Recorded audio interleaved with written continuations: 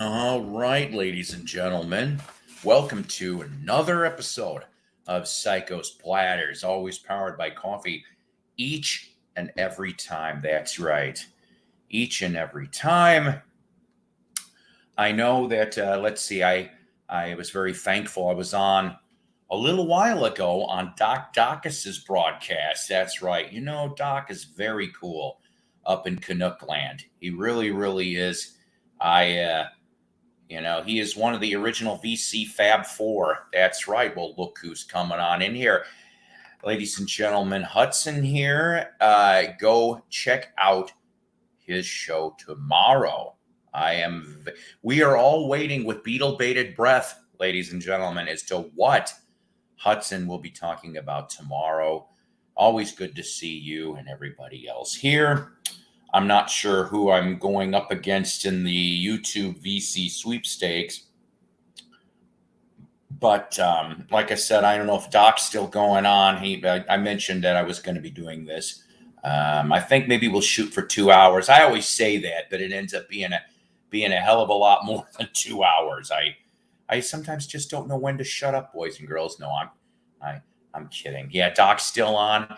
That's all right. Do me a kind favor, sir, and just simply mention, not that you need to be my messenger or errand man. That's not the idea here. But just kindly mention, hey, Psycho's on, and maybe they can do what they want appropriately. Because I did mention that I would mention when I'm doing this, if that makes any sense at all, Hudson. You do not have to be my lackey. That is not it at all. So the thing is, thank you for the two people that are on here. You know, last broadcast that we ended up doing, which was the first show of 2022, aka Rest in Peace Betty White. Actually, we did very good, ladies and gentlemen. I had about up to 22 people at one point or another watching this broadcast. And, I'd like to just take a personal thank you to everybody that does take their time out to watch this show, even if it's just for a couple minutes. We try to keep it entertaining and educating and such like that. Here, anyway, that is the goal. We do have, it's really funny. YouTube is very strange, of course. It really, really is. They only mention certain subscribers that I have. And then, my not that I should mention, that I'm just glad to have the audience I have here. Sub count isn't exactly important for the Mighty Psyko. But as I've always promised, that if anybody subscribes to my channel, I always go off and give shout outs on the next available broadcast that I do. So my new subscriber for today is Mr. Bizarro. That's right. Go check out his channel. He's always been in my little live stream universe, whether, on it, other people's shows, or he's chimed in here too. Another gentleman that has been here almost since day one. That's right. AZ Mick, ladies and gentlemen. There's a handful of you guys that have actually stayed the course. I've been on almost a year for live streaming. Can you imagine that? I ought to do some stupid anniversary show, but I don't even remember the first day. I'd have to go back, but it's pretty close to a damn year now. I want to say it was in March of 2021, right in the middle of all the COVID nonsense, ladies and gentlemen, is when I decided, you know what? If Rach and Richard and Mayo and all these other people and BB can do all these live streams, I certainly can do this too. So the confessions of a middle-aged man. So, Mr. Bizarro, I'm glad to have you on the Psycho's Platters Network. So I entitled this video "A Little Lesser Fuller House and Thrift Store Finds." We'll go to the thrift store finds in a little bit on this. So just about maybe 90 minutes ago is when I found out that comedian Bob Saget died today, or they discovered his body earlier in the morning in Jacksonville, Florida, just hours after a comedy club appearance. And so dead at the age of 65. And, I don't know what you guys think about him. I only know I got two people here in the room, but I never I never cared for him. Okay. He always seemed to exude a creepy vibe. Now, me and my kids, stepkids, and I remember my oldest daughter, Katie, watched the show, but she was little. We had Full House on in our living room for most of that original run. I know it was on for a few years, but a lot of things came out, years after that show was off the air on ABC. And this is not, I should state here, this is not an entire slander episode. This is only for like about a minute or two, okay? And then we'll go on to other things. But already they're going off, and what I mean by they is the internet, the media and the internet is already going off and going, said that legend comic, the legendary, no, he wasn't legendary, okay? That would be like calling me legendary. Only legendary in the insane asylum. That's what I am for legendary. But the fact of the matter is, it appeared that good old Bobby was a pervert of some sort. Now, this is what I'm telling you is allegedly unaired stuff. So in other words, some of this stuff, like AKA the roast of Bob Saget from Comedy Central and a couple other smaller sources, the Aristocrats movie and a few others, you can actually watch for yourself. Some of these other ones, go be your detective. Go be your own Sherlock Holmes Jr. But let me just glean a few things that I have found, in the last hour and a half. Although some of these articles go back to 2020, okay? So this wasn't, hey, he's dead, let's slander him, right? I don't, it is what it is. His mentor, by the way, was Bill Cosby. Does that tell you something? It does to me. So, supposedly inappropriate jokes. I never seen the comedy roast of Bob Saget. Okay, I personally haven't. But it says here, inappropriate jokes made on it.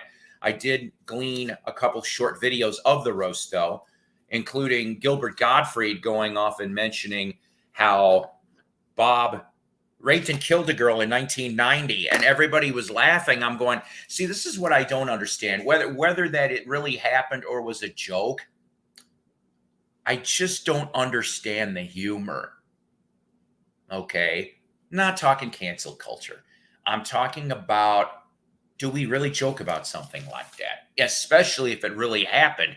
Because a lot of things, ladies and gentlemen, are in the terminology of hidden in plain sight.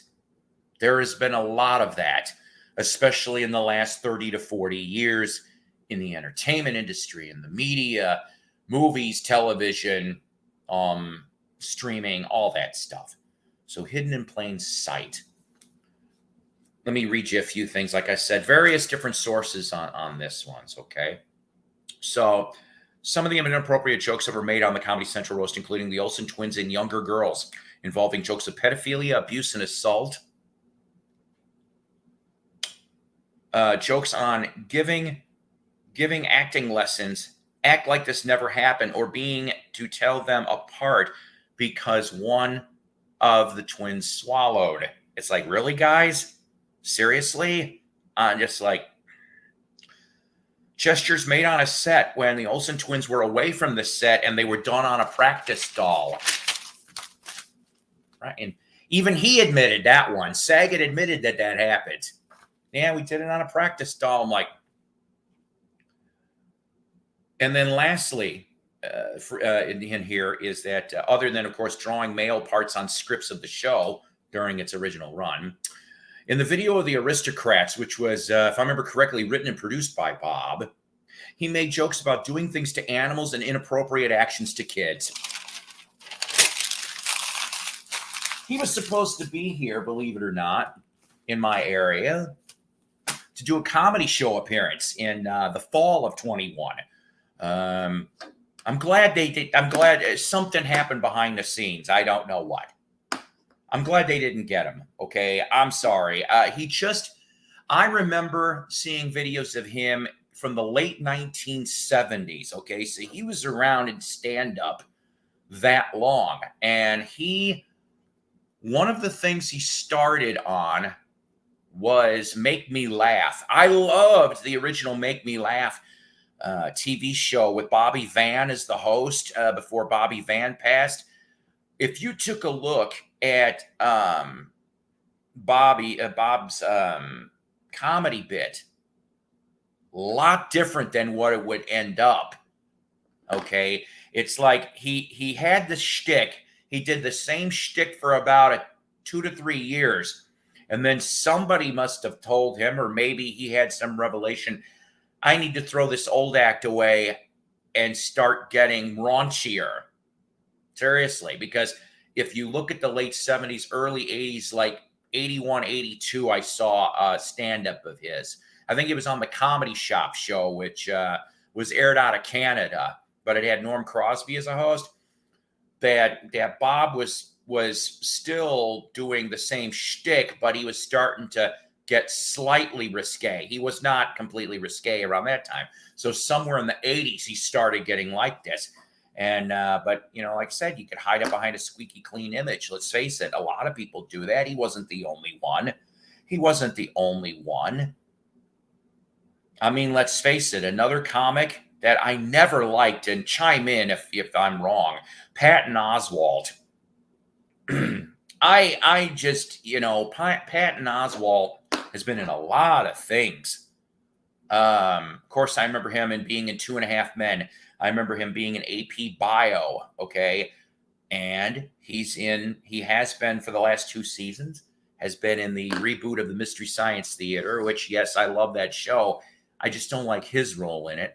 But he has gone off and made jokes about pedophilia. Not allegedly, actually. You can if you could still find the posts, he actually posted on Facebook and Twitter about that. And I'm going, you know what? None of that's ever going to be funny. None of that's ever going to be funny. Okay. There's good comedy and bad comedy. Okay. And there's a fine line between love and hate, ladies and gentlemen, as we know in this world. Yeah. He did try hard to be hard. Too hard. Yes. No kidding. And, you know, and let's throw something out here. Okay. If you want to be in the big time, now me, Mighty Psyko, I've already had my dream realized. My goal was to be an E-list celebrity, ladies and gentlemen. I have made it to the E-list. But seriously, so for you to end up in the big time, no matter what, acting in TV, movies, radio, you're in a band, okay? So music, all aspects. Could even be more out into that, you know, for sports and things like that. You, in essence, give your soul to the devil. Now I know you're like, isn't that a bit much? Yes, I'm just throwing that out as an example. In other words, you sacrifice and you also do things that I'm sorry. I could have sworn I thought I saw Patton Oswalt. I know he was in King of Queens, but I also thought he was over at 2.5 Men for a couple episodes being a side character. That's where I remember seeing. But, you know, if I'm wrong, I'm wrong. I'm not worried about that. Patton was the voice of the Gold. But, you know, here's the thing, though, okay? I'm not going to lie. I've never seen the Goldbergs. I know what the Goldbergs are. I've just never seen an episode. I do like the idea, though, that they bring back 80s stuff and throwbacks and things. I remember seeing little pictures about that. But, I mean, I'm not out here to slander somebody's character. Far from it, okay? Because most of these celebrities slander themselves. They insert foots in mouths all the damn time. You know, look in Saget's last couple of years of interviews. He admitted to at least half of the stuff that he was alleged to do. Half of it. So imagine what that other half could be. Anywho, just says hi, Mick. So one last thing, and we'll get off this damn topic because we're almost here for 15 minutes. I just don't think that when the media goes off and reveres and puts somebody at a legendary status that I honestly don't think deserves to be legendary. There are legendary comics, ladies and gentlemen, and yes, some of them are filthy. Some are just a little bit like, okay, what am I talking about here? All right. Don Rickles, ladies and gentlemen. Don Rickles, excellent old school comic. Okay. Loved him. All your Carol Burnett troupe, they were pretty much clean. That was great. They're all legendary. We're talking here now. You want to get into the dirty comics, but guess what? They kind of knew too. Richard Pryor, George Carlin, Sam Kinison, all of those people were legendary. Okay, and yes, it's a different time frame. It's a different time frame for that comedy back then. Okay, we're talking about 60s to the early 90s. All right, for that, and of course, other people have gone on to try to attempt to carry that mantle, like Dave Chappelle, a few other ones. By the way, another comedian that passed away, and it seemed to slip under the radar. Mike Epps is dead. Michael Epps died yesterday of, at least at that time, unknown causes. Maybe they found out what the cause was, but he was in a couple of the Friday movies. He was only 51 years old, ladies and gentlemen. That was reported late last night on the media outlets. So we've got all that, right? So, okay, I'm going to throw up here. No, not literally. That'd be disgusting. Throw up here the invite, if anybody cares to be on anyway. So I have some thrift store finds, like I said. Some of them I just showed in Doc Dacus's channel, so you guys got a little bit of the preview, but I didn't show everything. By the way, ladies and gentlemen, Psycho Platters is not sponsored by sweet rolls that the fat ass here shouldn't have.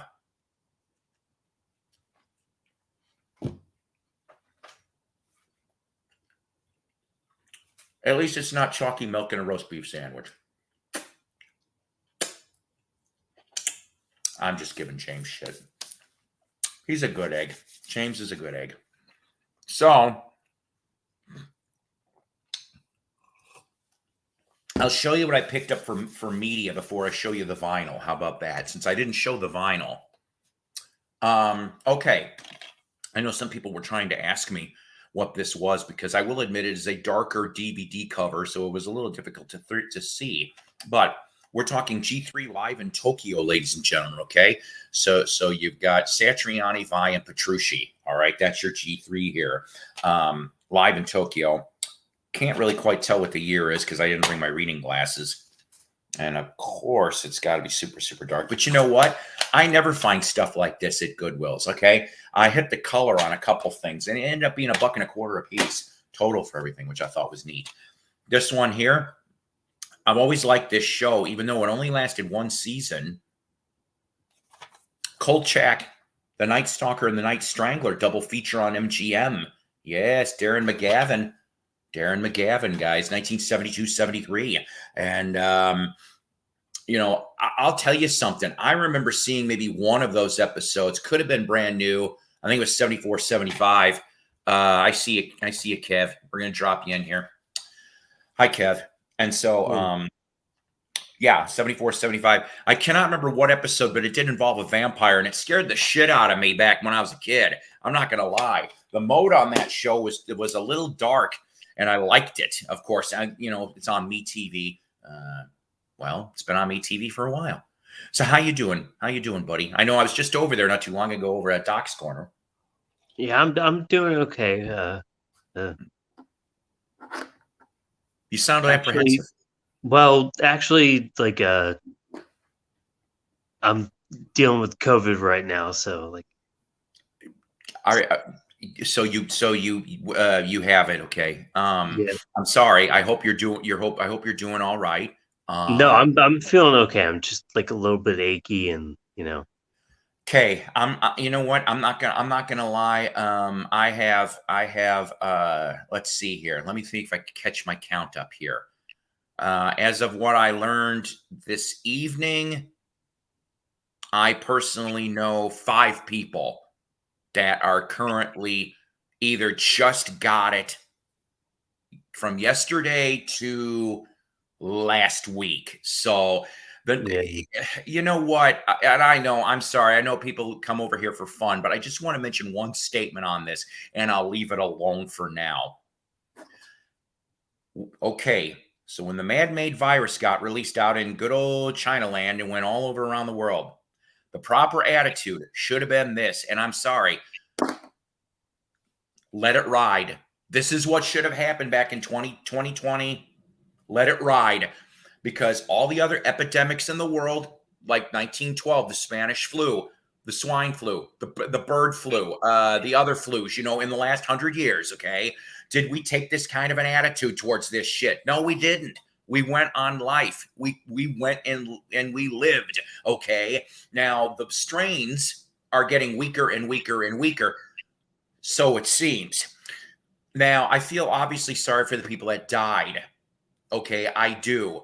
I have a person I know that died, but he was not healthy as a horse before he got it anyway. He had cirrhosis of the liver and he had another medical problem. And then he got pneumonia. Then, while he got all of those, he got the coof too. So he got double whammied. Now here's the thing. He was, would he have pulled through? Probably not.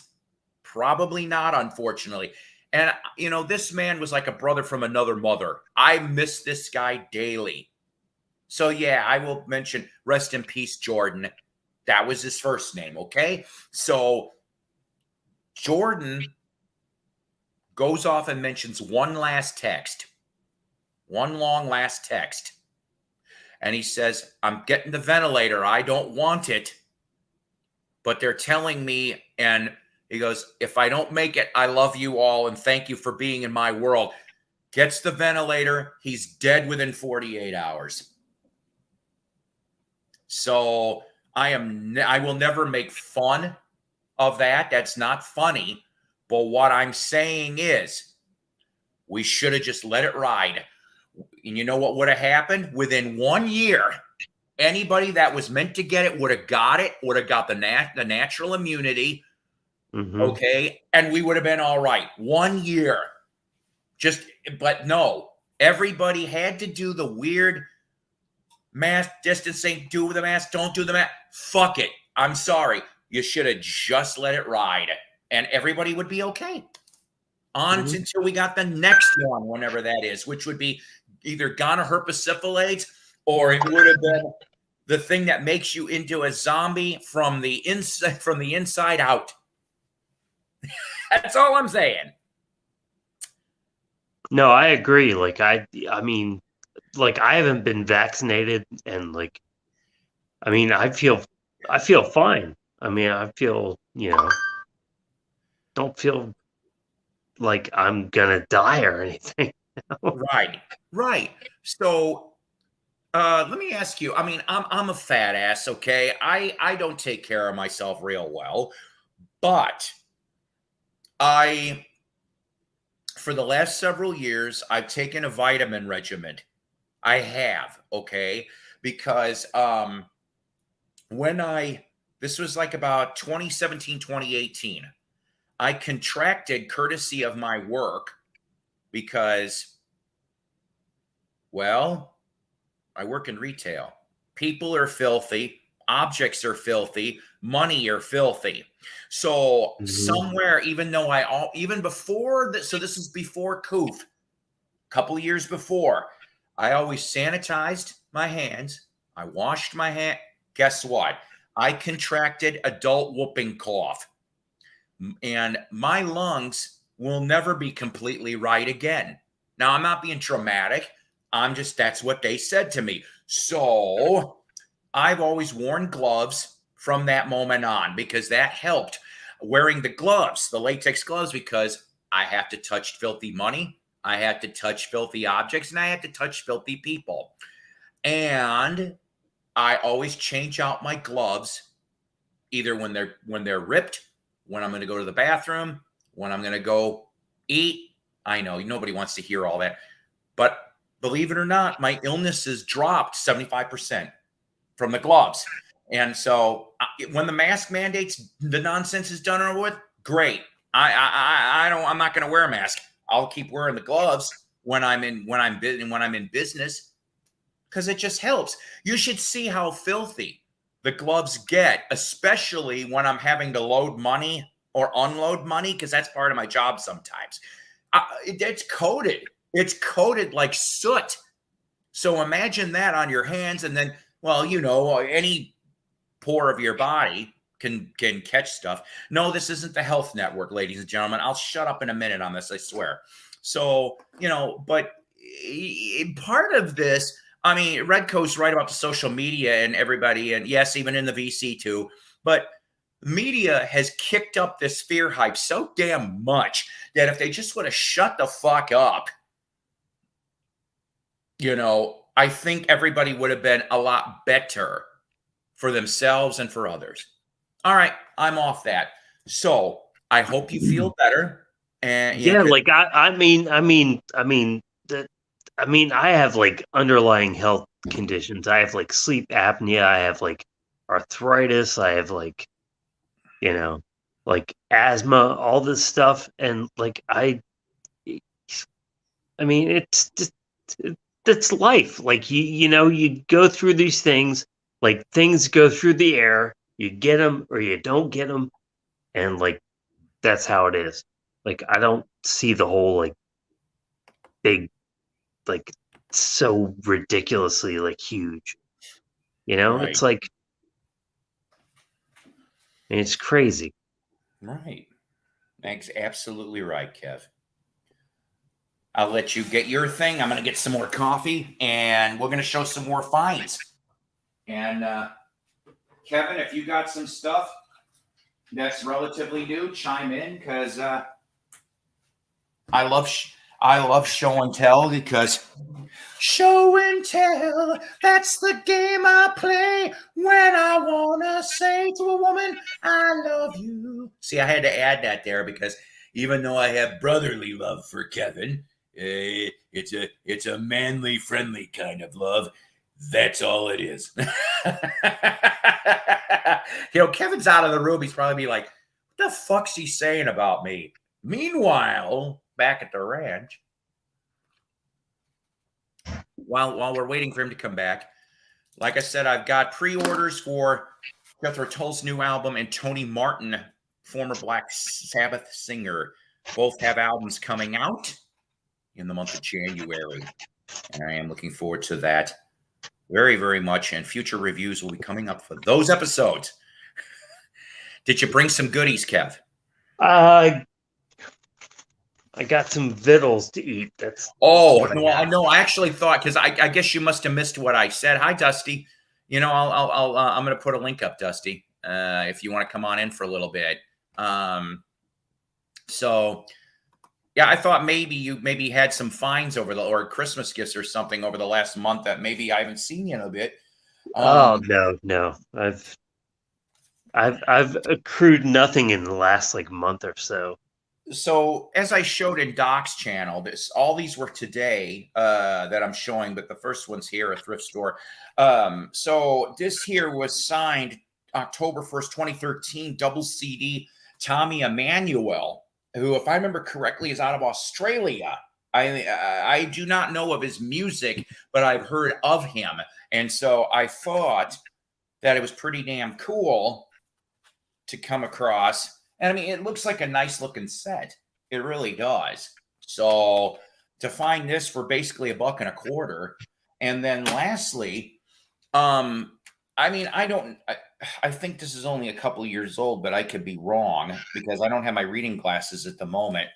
But Pee Wee King, of course, who was very popular in country music field from the 30s to the 50s. Pee Wee King's Country Hoedown, 51 unreleased recordings on 2 CDs. Yeah, 51 unreleased recordings. Now, it says on here, though,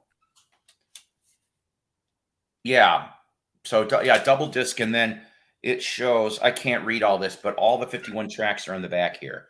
And But I can't wait to listen to this. I actually came across a signed Pee Wee King album.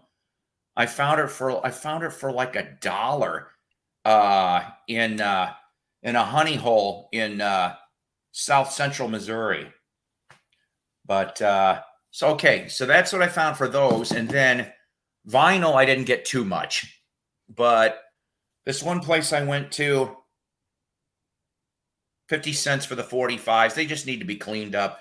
But on Jubilee by the Four Tunes, I gambled with love, which could actually be a Psycho theme song because I gambled with love a bunch of times in my life. And then, because could this be related? I didn't expect this. And from On Belltone, the Jive 5 when I was single. I hope that's not. I hope that's not. No, I'm just giving people shit. Oh, okay, Dusty, cool. So he might be up in a few minutes. Yes, thank you so much. And then album wise, I found one. I have a sneaky feeling, but I didn't pay a lot for it. I mean, this could be the original label because I cannot remember what 1958-ish roulette would look like. And it does have a couple little tape spots, but the spine is generally there. Buddy Knox. I'm going to make myself big for a minute. Buddy Knox on roulette, ladies and gentlemen. This is the one that has Party Doll on it. Here's the front. Here's the back. And then the label looks like this. So if anybody's label experts for roulette, if it's not an original, it's got to be damn close, though. Seriously. But yeah, that looks like an original. Yeah. I'm never going to pass it. I mean, I love my 50s music, okay? I think I showed way a long time ago. This was the same dealer that I got that original Buddy Holly from 58. That album, even though it was, I mean, it had a lot more, like the whole all around it was taped, okay? The album could have been a lot more worse. And I played it. It plays all the way through, even though it looks like shit. And then here's the next one here. This one kind of surprised me. And actually, hang on a second. I haven't had a chance to look at these totally, guys. Okay. I don't know why they did it like that. That's weird. But on Scepter Records, nice clean too. Nice clean. I only have ever had the 45. I've never had the album. Never seen the album ever until today. Now, this one here is a gatefold.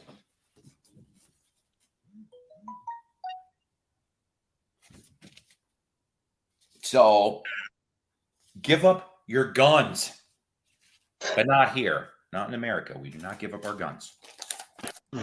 But, so, the thing is, and I think that's funny, is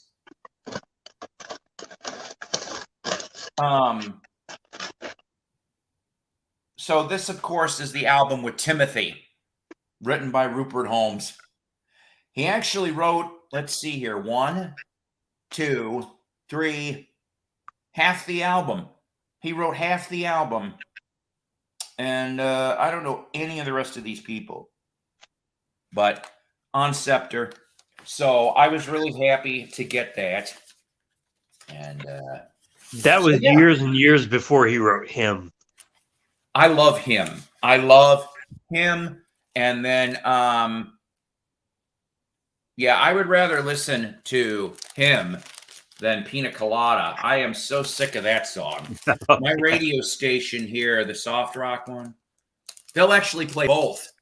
And it's like when Pina Colada is on, I shut that damn thing off. But when Him is on, I'll crank that sucker up to 11 because I just like that song. So that's pretty much it, though. But I will say that I would have came home with a hell of a lot more vinyl finds because basically they had a few more albums that I was like, oh, they had Ringo's Buku of Blues, which I've only ever come across one copy in 40 years.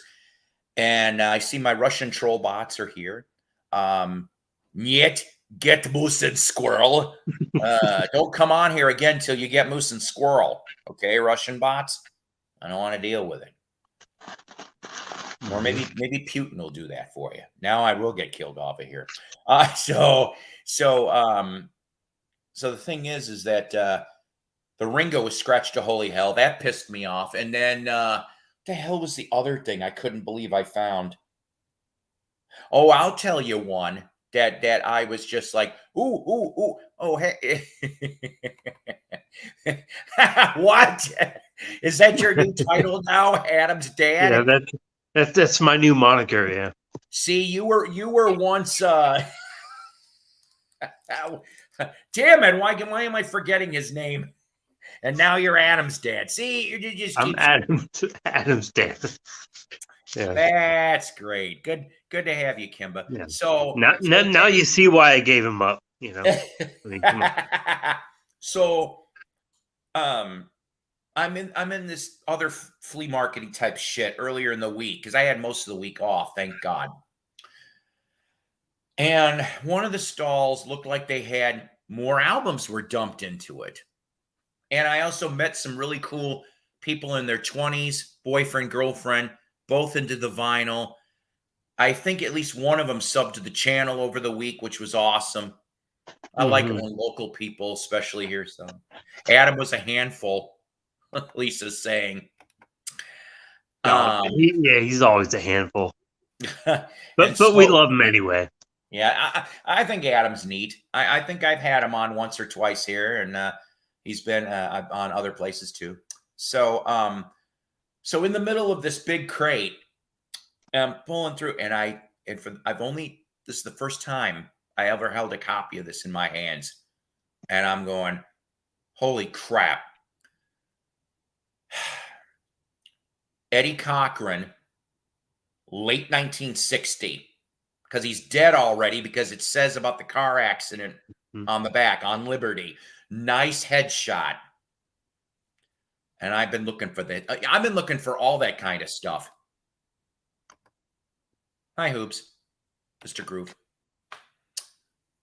See, I can't wait to listen to it. I only paid $5 for that. I think I did okay.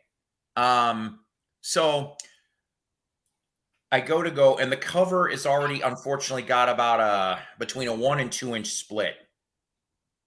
Okay. Which I go to take the album out, trashed as holy hell. It's stomped on by an elephant. I'm like, son of a bitch, you know, and I've never had a copy of that in my hands in 40 years. Because I love my 50s, just like that. I was excited about that Buddy Knox. I'm like, and that Buddy Holly. I'm like, you're damn right. It's like, it's not that easy to come across this stuff. I've got, if I had access to it right now, I'd show you. Donna Joe Cat Lady, she came across a big batch of albums, and she let me go through the albums in the 45s, which was very nice of her. And I came across a Little Richard on Specialty. All right. But it was not the 50, I think it was a 57, 58 would have been the original. It was a 64 due to the black triangle. That's how you could tell. And I'm just going, it wasn't in the best of shape, but I said, thank you very much. And I added that to my collection because that is my oldest Little Richard I've got. I've got a bunch of Little Richard 45s, but you know, the 50s stuff is just so much harder to find now than it was. Hi, Jim. How are you? What are we talking about tonight? A lot of things, Jim. A lot of things. Uh-oh. That's like with you know, with late 50s, early 60s albums, they could look like they're beat to shit, but they play beautifully. You're right. You are so right. And my friend Doug Fields, aka the Vinyl Grotto radio show, he has told me that as well, in those sentiments. And some of the things he's got You know, I hope it's okay if I indulge for a second, because I was telling this story to mom. My mom's Facebook friends with him, by the way, too. So the thing is how I ended up having him as he's been like my longest guy friend down here in Arkansas for like going on 13 years. So the library here in town, I don't know if your libraries, if you go visit your libraries, anybody out there, go read a book. Take a look. It's in a book. It's reading. Never mind. So the thing is that a lot of these libraries had like these empty cases where different patrons could put some of their collection up for a month, so that other people could go, ooh, and it didn't matter what it was, like I remember one time somebody put their whole Lego collection in there. I mean, this was a big space, and we're talking about big buildings and stuff. Another time it was somebody's Harry Potter collection. For another month it was Star Wars. So you get the drift. So I go in there in 2009. It was like spring of 09. And it's all the space is crammed with albums, EPs, 45s and 78s. And my mouth went, here's the look. Like somebody should take a screenshot of this one and just this look. Because I always do that. So I said, my God, a lot of these things that I'm looking at in this glass case, and this wasn't no itty bitty glass case. No. You could step up into it and put a slight crouch and go to the back of it. So I would say it was about 3 feet across by about 5 feet high, and maybe about 8 to 10 feet deep. Okay, so he had stuff on the walls, in holders, stuff like that, on the carpeted floor. I'm going, dude, some of this stuff I've only seen in books, and I'm like, I gotta know who this guy is, because there was no hint. There was no hint of who this guy was. Mm-hmm. And I'm like, okay, I know that he's only going to be up here for a month. They wouldn't even tell me who it was. They just simply said, we think his name is Doug, but I'm not sure. Well, okay. So it turned out, I figured this out. Every week he was changing the stuff in the exhibit. Like he'd keep some of it, but he kept changing things around. And I'm going, oh, hell, I said. And some of these were even more like Beatle, early, Beatle promos, VJ and other one. I'm going, what the hell? I said, this guy, he even had a second state butcher in the thing. And I'm going, this guy, I have got to know this guy. I have to know this guy. And he had some doo-wop stuff. I mean, all over the fence in the music spectrum. And so finally, about the third time, I go in the library, the sliding glass door is open, and there's a dude in the back of the display changing. And I just meekly said, hi, how are you? And he turns around, and that's how the friendship started, because all we did was this. I should have been, I was only supposed to be in there for a half an hour. I think I was in that library for 2 hours while he's doing and that's how we became friends, was literally because of that library display. And, I mean, he's taught me a few things. A lot of people in the VC here have taught me a few things. And it's just, but I have a bigger appreciation on 50s and 60s music because of my friend Doug, people like Max Stevens with I Buy Old Records on VC here, and a few others. And now, saying that, I know that there's a bunch of people that like jazz in the VC, and they've gone off and pretty much mentioned it, and a lot of people have posted this stuff, but I'm going to tell you, I'm pretty jazz ignorant. I know of some of the bigger names. I do like a little bit of Miles, of course. Because of Doug, Stan Getz was my gateway. Stan Getz was my gateway to dabble in jazz. I have a couple jazz albums that I think are pretty cool. but some jazz is so all over the damn place. I'm like, and I understand that because you're talking bebop and all that other shit, but I just think, okay, maybe I'm just being a snob. I'm not trying to be, but I think if something gets too busy, I can't process all of it at once. And it's the same thing with like symphonic metal, if you get my drift. And I love metal, but like if there's all this stuff coming at you, and I'm trying to catch all the parts. It's like if you're a juggler and somebody throws a dozen balls at you. I said a dozen. And you only catch 5 or 6. The rest of them hit the floor. In other words, it doesn't go to your ears. You miss things. Well, there's like, I mean, at least with jazz, like there's so many different subgenres. You got swing, you got bebop, you got, all this stuff. It's I like that too.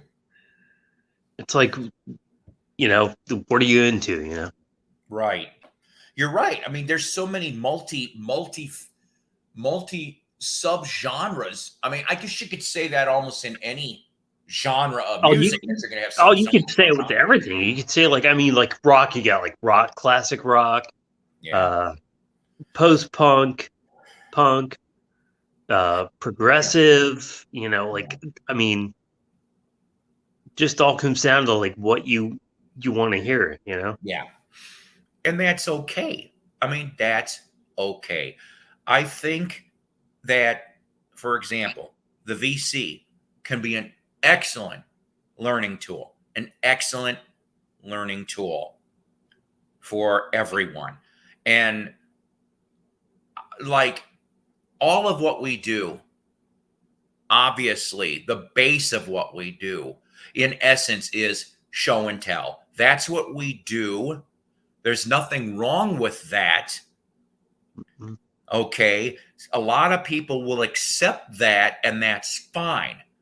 But then you have, and I'm not going to blame Doug for this one because I had this way before Doug did.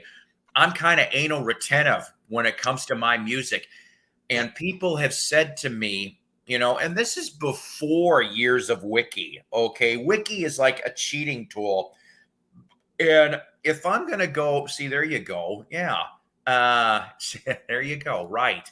So, I always had my head soaked in whatever the current rock magazines were: Circus, Rolling Stone, Hit Parader, Kerrang, any of that shit. And I'm soaking it up like a musical sponge. I'm like, ooh, I always had a notepad. And I'm like, this, of course, obviously YouTube wasn't around. You had to listen to the radio stations. The pre-MTV. If you had buddies that had records, how the hell they got turned on to them, Lord knows. Then MTV came. Then that got expanded. Then it was like I said, I had an advantage. A lot of people probably didn't. I don't know about you, Kev. When you were growing up as a early teenager in your town that you lived in, did you have a record store? I had a couple of record stores. I have none now, but like I did then. Yeah. Well, so let me ask then, in your record stores, hi Royce, if in your record stores, did you have people that you could comfortably talk to and they would guide you? Hey, listen to this. You might like it. Well, see, I had a guy who I came in like a few times, and after like coming in 4 or 5 times, he knew what I was into. And every time I come in after that, he'd be like, oh, you'd like this, like, listen to this, it's like, yep. Those are the good record stores, the ones that teach you things. I don't like, okay, the one that's here, he's a little pretentious, but he has turned me on to some music also.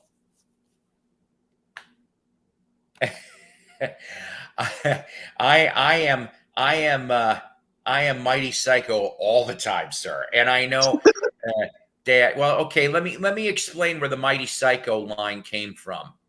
I'll stay on topic in a minute here. The Mighty Psyko tagline started back about 10 years ago. I have friends that I've never met. Here comes. I think maybe Hi. first time you've ever been on. Hey, Psycho, how you doing, brother? Hello, Royce. Here comes. So, Mighty Psyko got started 10 years ago because I have friends in Syracuse, New York that I've never met, called the Wax Museum with Ronnie Dark radio show that is on Sunday nights, 6 to 9 p.m. Central Standard. You can pick it up on TuneIn or through their station website. And awesome music, mostly 50s to 80s. There will be some new music from classic bands and just newer stuff in general. And it's all vinyl. And there's a lot of nooks and crannies of music that you've never heard before. And so one of the co-hosts, because I would call in there, and they knew I had this Psycho's Platters channel, because as of next month, I will have been on the air for 11 years on YouTube. I know. That's impressive. That's really impressive. Trust me.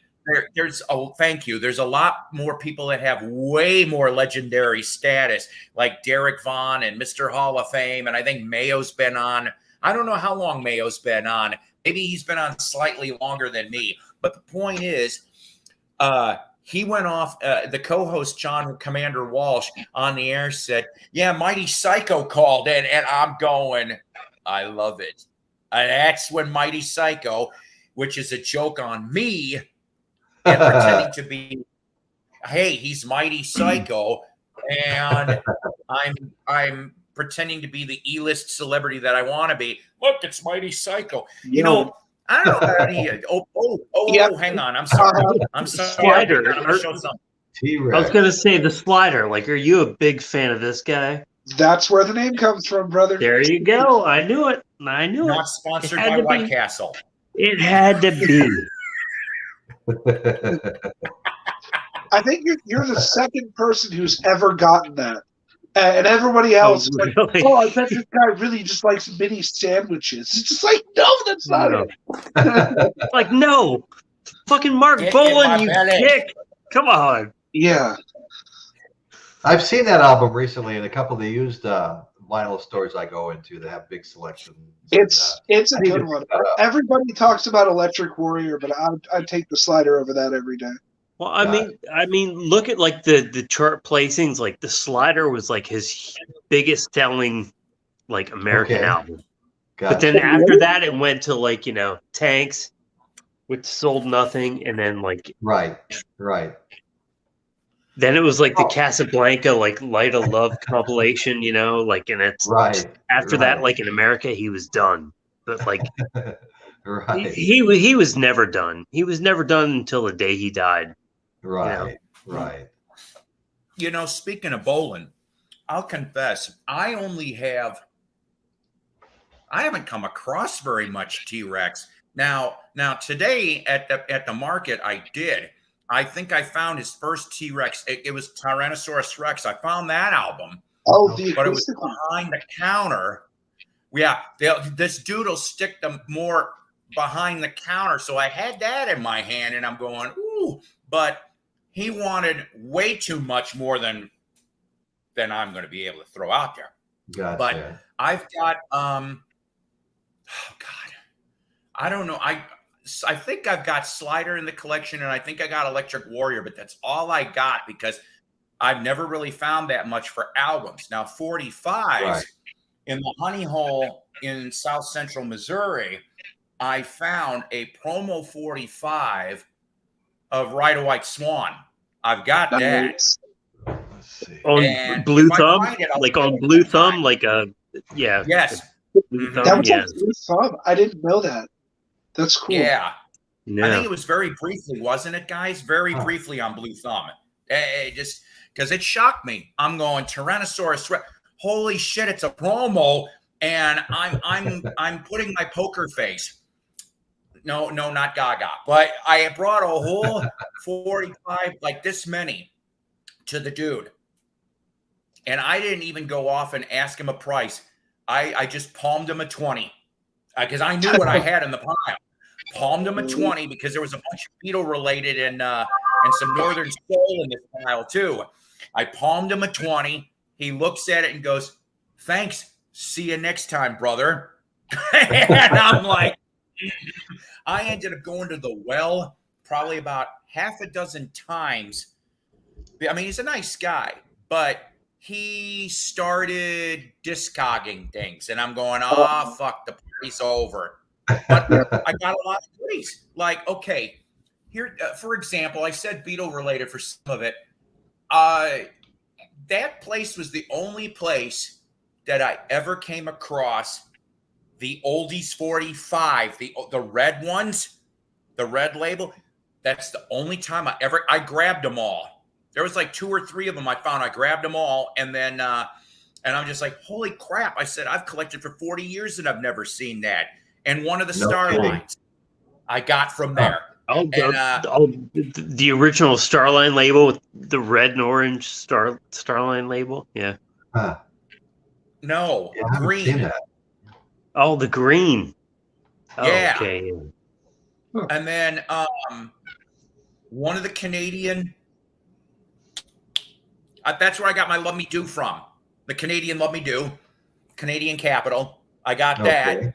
And then the other thing I found was the white labels. Well, because it wasn't promo, but it was just what Celine Dion Swan. I found that damn there too, and Beatles 4x4, no cover. Of course, there's never a cover when I'm looking for this shit. But I'm like, but every time I would come out there with that and a lot of local stuff, kept palming him a 20. He was just like, he knew, he didn't even look in his hand. He goes, "See you next time, brother." And I'm going, I loved it. I was just like, okay. And there was even 90s 45s. You know, I was playing to my grandkids back when I had the old setup. And I might have said this before, but I'm sorry. I got a video on one of my older phones and it's cute. And I told my son, John, I go, "Hey, you're going to want to watch this for a minute." So his boy was about 2. And then my other daughters was about the same age. And so they loved Grandpa's record player, but they knew not to go in there unless I was in there. So I'd always hear these little, "Papa, come on in, kids. I'm going to teach you some music today." So I put on the 45, and they knew not to touch Papa's records or the record player by then. Smart kids. So I got a video. So the 45 spinning, and one of them's looking at it, and he's going like this. It's kind of funny.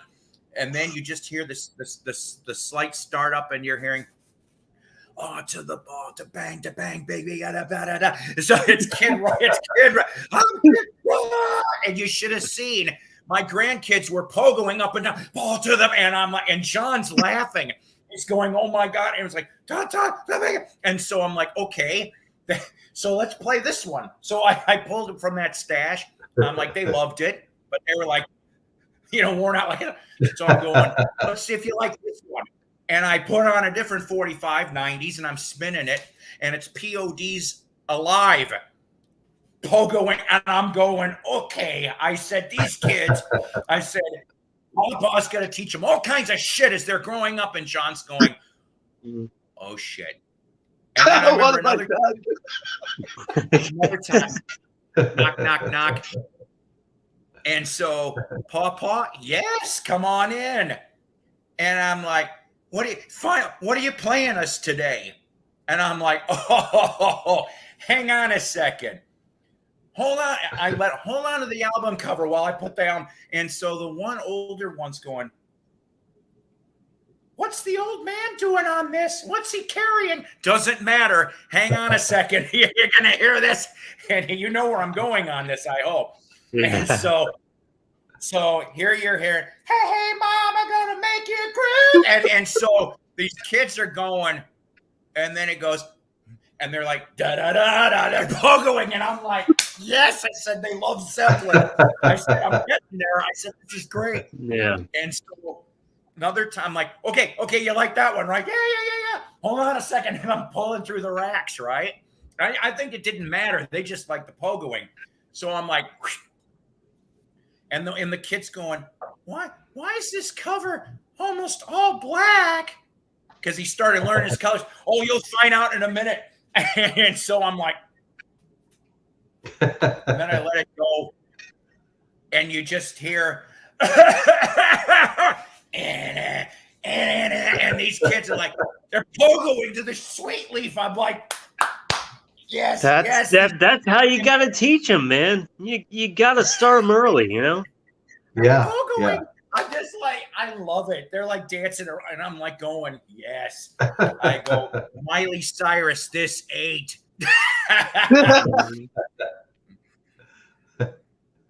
I can see my kids now are going to be like, what the hell did you do to my... Hey, I said... Now I've got a song stuck in my head. Ball with a ball, da bang a dang, diggy, diggy, diggy. I can't get it out of my head. I don't like most of Kid Rock, but that's my favorite. No, I would like to never hear that song again in my life. No, I'll tell you the one I don't want to hear again is Picture. My stupid corporate station play. I'm like, fuck me. I said, if I got to hear this again. Any Kid Rock, like I would rather not ever hear again in my life. Well, Cowboy was a fun song, but later on when he got together with what's her name, they were doing these solos, you know, like rosaries, something in a rosary, and I can't think of all the names right now, but well, Sheryl Crow, yeah, he did a bunch of duets with Sheryl Crow, and they were completely different from his early solo stuff, but they were good songs to listen to, I thought. No, they were for the time, I guess, but like I was always an old soul. Like I was like in 1995, I was into like 1963. You know. Yeah. I was always into the old stuff. You know. Right. Like people were like listening to like Pearl Jam, like hardcore, and I was like just discovering Velvet Underground. You know. Yeah, no, I get that. I can kind of relate to that, to be honest with you.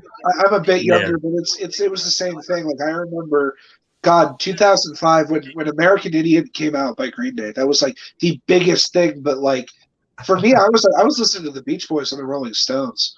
I've come to like Green Day since then, but back then it's just like, I'm good. I'll stick with the Beach Boys.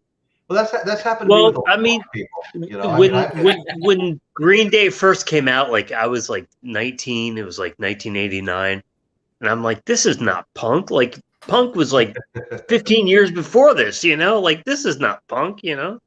Right.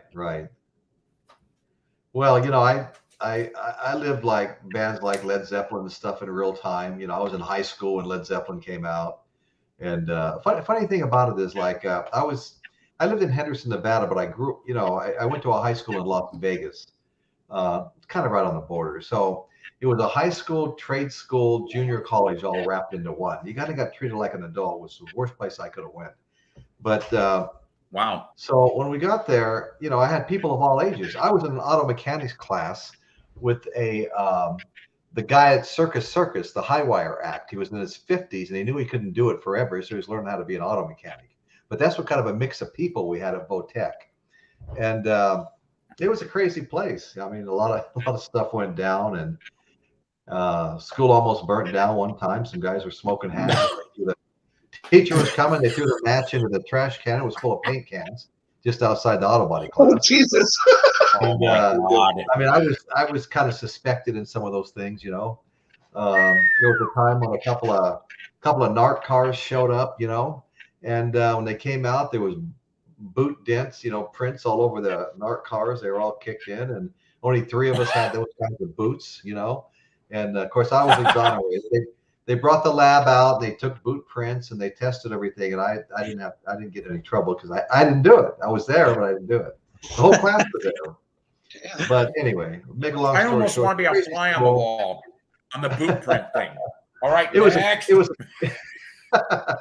it was a crazy school, and music was always a really popular topic, you know.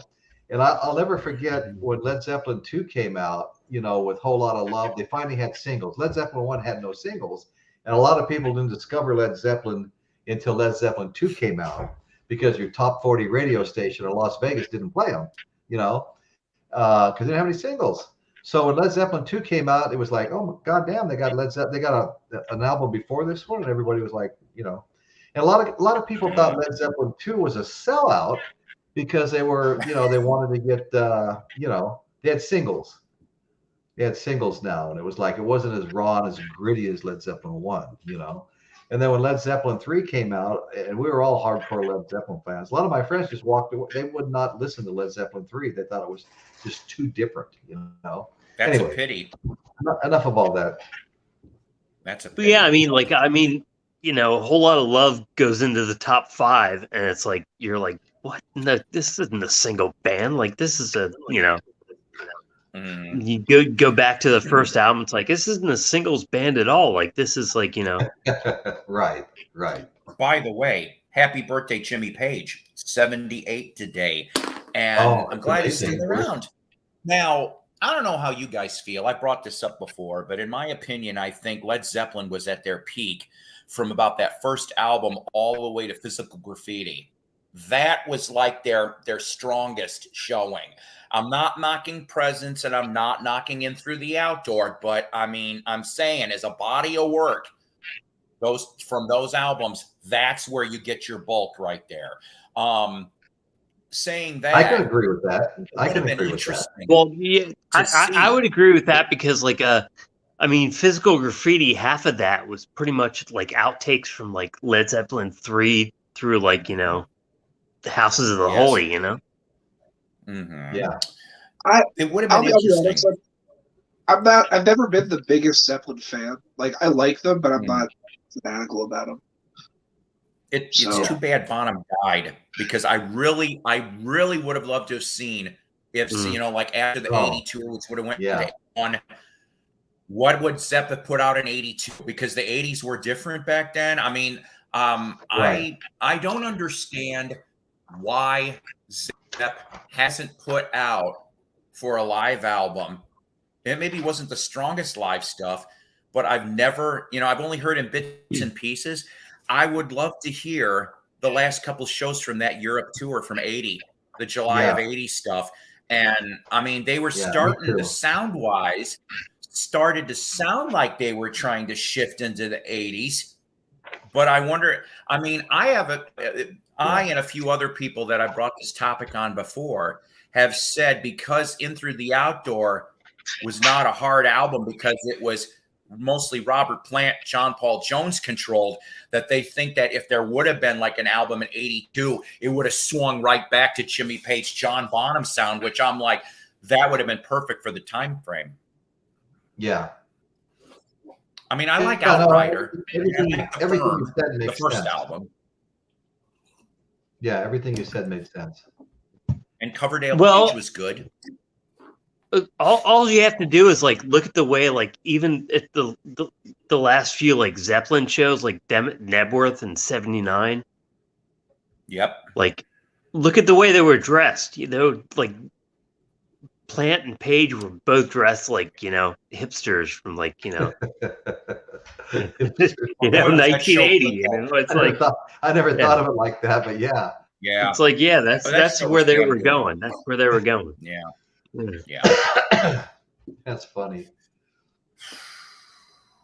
God, I think that might have been like, I can't remember, but I think MTV showed the 79 Nebworth of them doing Cashmere, and that just blew my mind when I was like, this teenager, I'm going, holy shit, because okay, a lot of people, I don't know about you guys, all right, but if you had a gun to your head and they were like, you can only listen to which one, Stairway or Cashmere, I said Cashmere, because I would rather listen to that any day of the week than Stairway. Because yes, I know they're both overplayed, but I guess I heard too many times Stairway more than Cashmere. Cashmere to me seems a lot more epic than Stairway. I know that's maybe downplaying it when it shouldn't be. No, I think so. Yeah, like there's more dynamics going on in that song,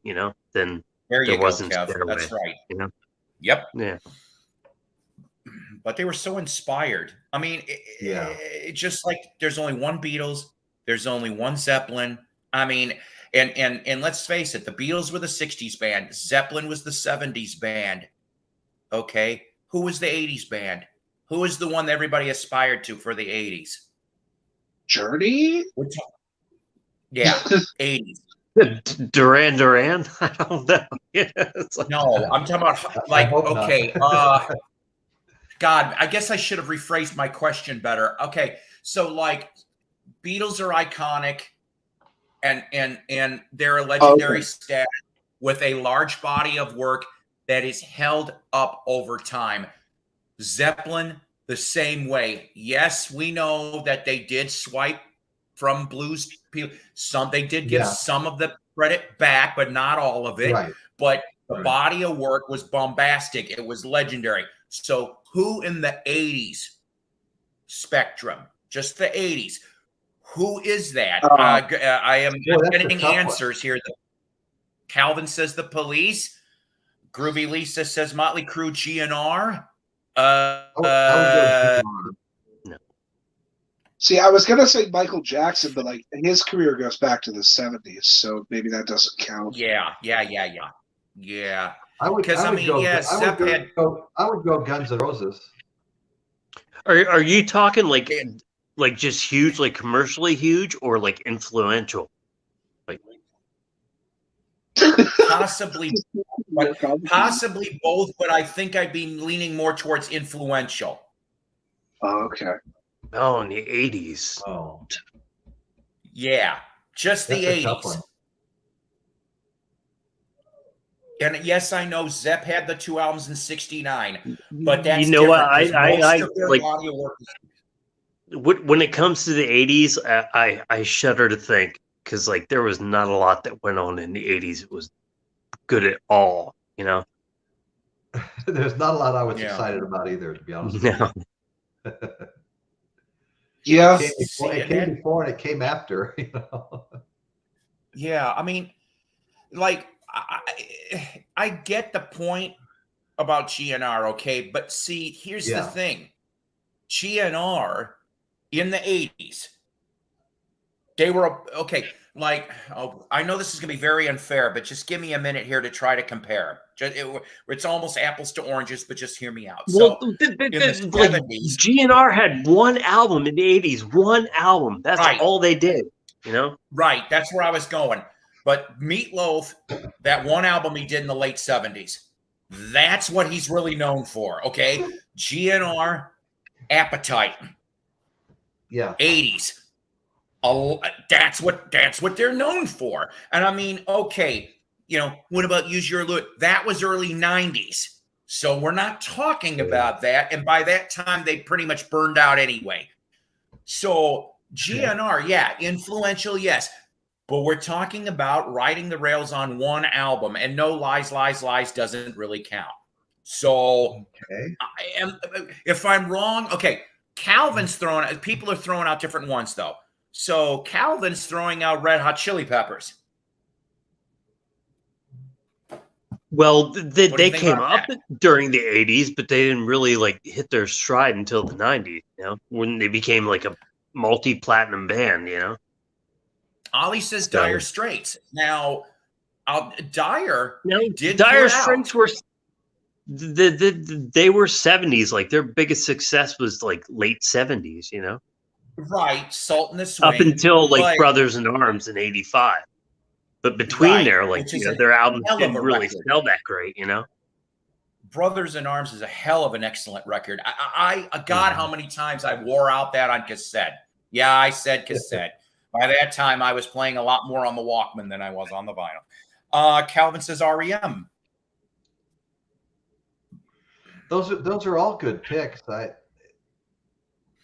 I don't know. I guess, God, maybe I should. You know what? I would say maybe REM or maybe even like I'm not a huge fan, but like I respect what they do. But like U2, as far as like 80s band, because they had like a catalog that just kept building and building and building like through that decade, you know.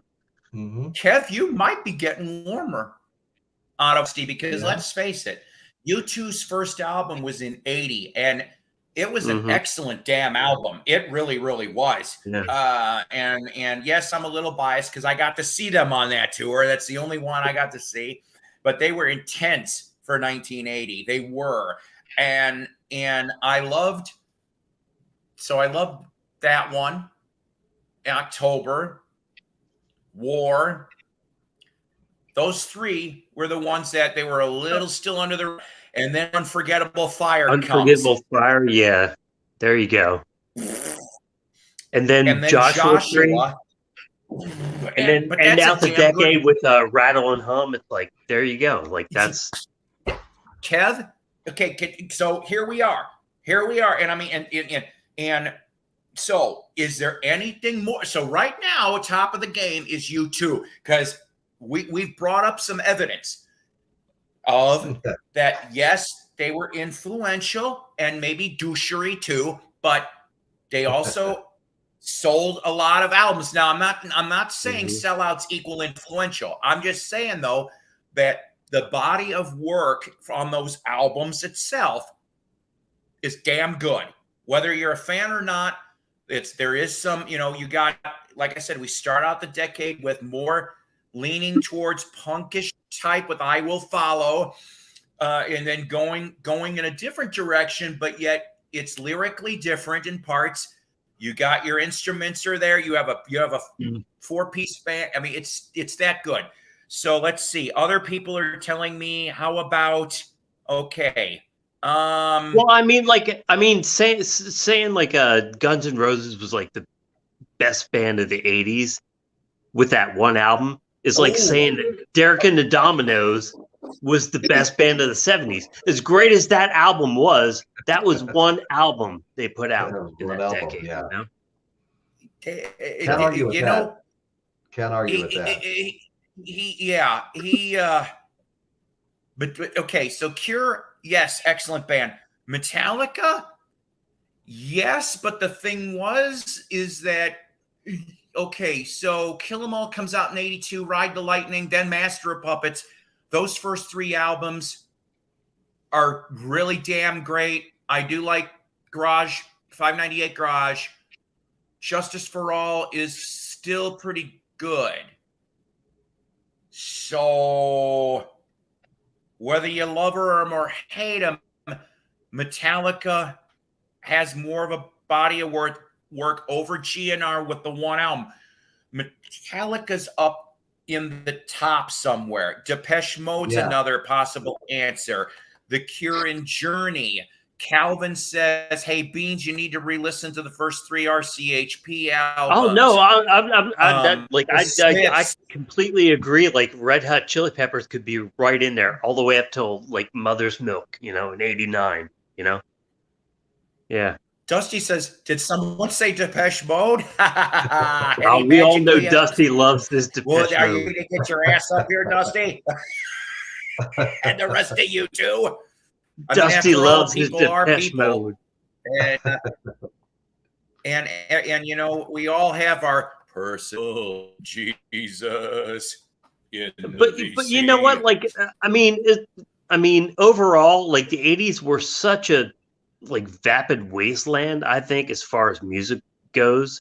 I mean, as far as like production and stuff with like the gang vocals of Def Leppard and the cannon drums, like a snare drum that sounds like a cannon. It's like that. That shit. Like, who cares about that shit now? I totally agree, because like it's so dated. Did it first with the cannon. See, like when I think of '80s stuff, the first thing.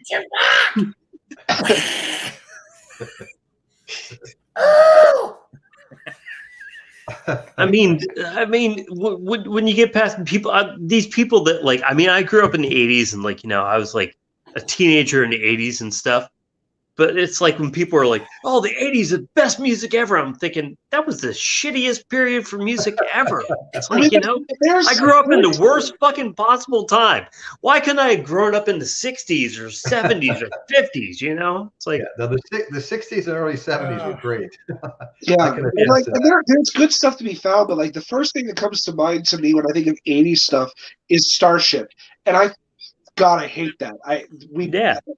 Every time I see a copy of Rebuild the City, I want to set it on fire. I hate it so much. I mean, the fact that I lost my virginity to Pyromania haunts me to this day. It's ridiculous. That's good.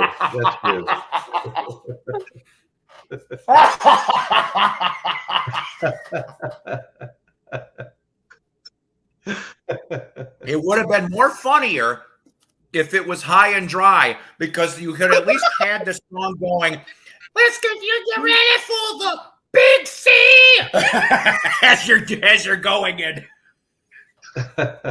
Well, it was high and dry, and it brought on the heartbreak after that. Oh. And the crabs. That's a subject for another time. Yeah, another time for sure. But you know what? Here's one. He's got a valid point here. See, remember, kids, this is all opinions. I mean, like opinions and assholes, we all have one. But he's right, though. There maybe, I mean, the '70s and the '80s, I think, were a lot more one-hit wonders. You had, and he's right. There was a lot, and it's just true. I think it's true. There was also like a lot of new wave little subgenres coming and going that I just couldn't get anywhere into, And it's cool to find a lot of bands that you thought were one-hit wonders that actually weren't. Like Men Without Hats, like Safety Dance. That's not a one-hit wonder group. Oh, Pop Goes the World. That was great. That was a great song. I agree. Psycho Birds. Love My Way. But no, I mean, when I talk to people that grew up with it, they're like, the '80s, that music was the best. I'm like, the '80s music was the worst. It's like, what are you talking about? It was great. Like overall, that decade, with the production and the advent of heavy synthesizers and stuff. It was also formulaic. That was the thing too.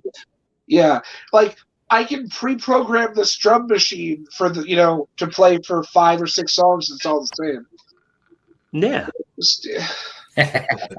Some of it I like, so I shouldn't go too hard on it. But it does get boring after a while. I mean, and here's another. There are 50 albums from the '80s. If I could go back and get the multi-tracks and remix everything, they would be amazing album. But the way it's standard, it's no, it's cheesy sense. No, it's if you could strip albums down to more basic instruments in general, there's a lot of things. Oh yeah. Well, another thing that Psycho, Bean, Slider, and everybody in the chat, it was great hanging with you guys. I'm going to head out. I did a show myself earlier, and nice. Come off my show and wanted to see what was going on. You were here, so I had to stop in and say hi. Sure. And, thank you. Anyway, thank you for doing that. It. Later. All right, Royce. We'll see you later. Bye. Thank you, Royce. So here's another thing that I remember. In the '80s, it's at least the early to mid '80s, a couple albums that come to mind: White Snake's "Slide It In" and Def Leppard's "High and Dry." Both had separate individual U.S. editions as opposed to UK editions. And what was different? The U.S. editions were more keyboard laden. Mm-hmm. Yeah, the U.S. remixes, yeah. If you can ever get a hold of UK copy of Whitesnake's "Slide It In," even though John Lord is there, Cozy Powell's drums get stuck out more into the mix, and you can hear his four to the floor, and I'm just like, I would love to get a UK copy of Slide It In, because I've let me give you an example. They did a couple of years ago, they did I think it was a White Snake Ultimate Collection or something like that, and somebody screwed up. They didn't for Slow and Easy. Okay, they stuck the UK mix instead of the US, and it is way different, and it's just more ballsier. And I'm going, holy shit! And that's when I did my research and found out, oh, there was keyboards more into the US mix, and the same thing for. And I remember when MTV put out the original video for Bringing On the Heartbreak, since we brought that up previously. Oh, that edition, the original, that synth line drives me nuts. It drives me nuts. In the original album, like it's dry, like doesn't have that. Right. But the original video used the UK track, and that got replaced very fast with that keyboard, like a do like you're talking about. Okay. And I'm like, well, I don't want this shit. And I've never come across a copy of High and Dry that wasn't the original. I need to find a UK version so that I can hear it the way it should have been. There's probably other examples, but there's the here's one though. It took me a while, because I thought, I mean, I know I'm crazy, okay, but Asia, all right, the first album, originally, when Only Time Will Tell, when the video came out and on radio, it was a different version. I swear to God it was, because what happened was a few weeks later, I'm turning in to MTV and even the radio, and it's a different version. There's more keyboards in it than the original one had, and everybody thinks I'm nuts, but somebody did validate for me later and go, oh no, the UK version of Asia is a less keyboarded mix, even though of course Jeff Downs is prominent on it. It's just it was maybe sequenced differently, or it was mixed differently than for US. So yeah, so 82 to what, 85, 86. It's like they had to have the keyboard laden synthesizer stuff.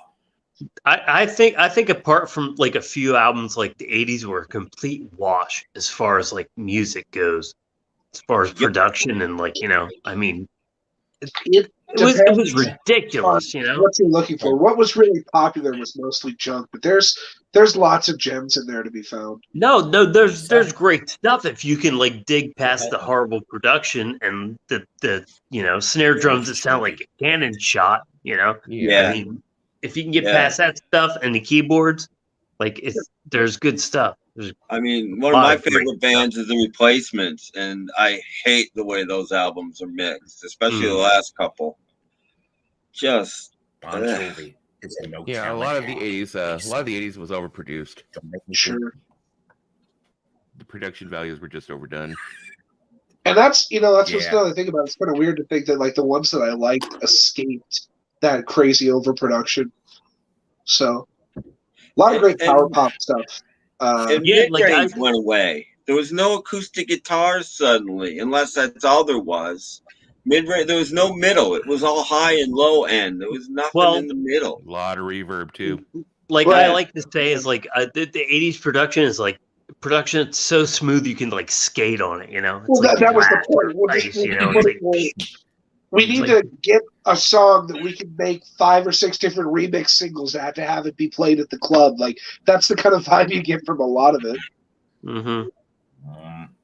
It's like, look, I don't need to hear 7 different remixes. I'm never going to give you up. The bass song is good enough. And I say that unironically as a Rick Astley fan. Like, if you go beyond that one song, there's actually some decent stuff there to be found.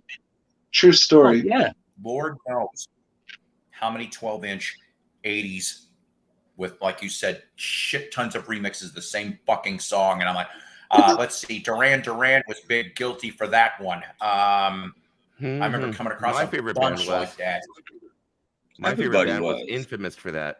I got a B-52s right over here. Actually, I could see it. Oh yeah, it's like you'd have this like 3.5-minute version of Rio, this 5.5-minute version of Rio, or this 12-minute version of Rio. Yeah, and it's just like it's the song, and then like the drum machine for 2 minutes, and then the song again.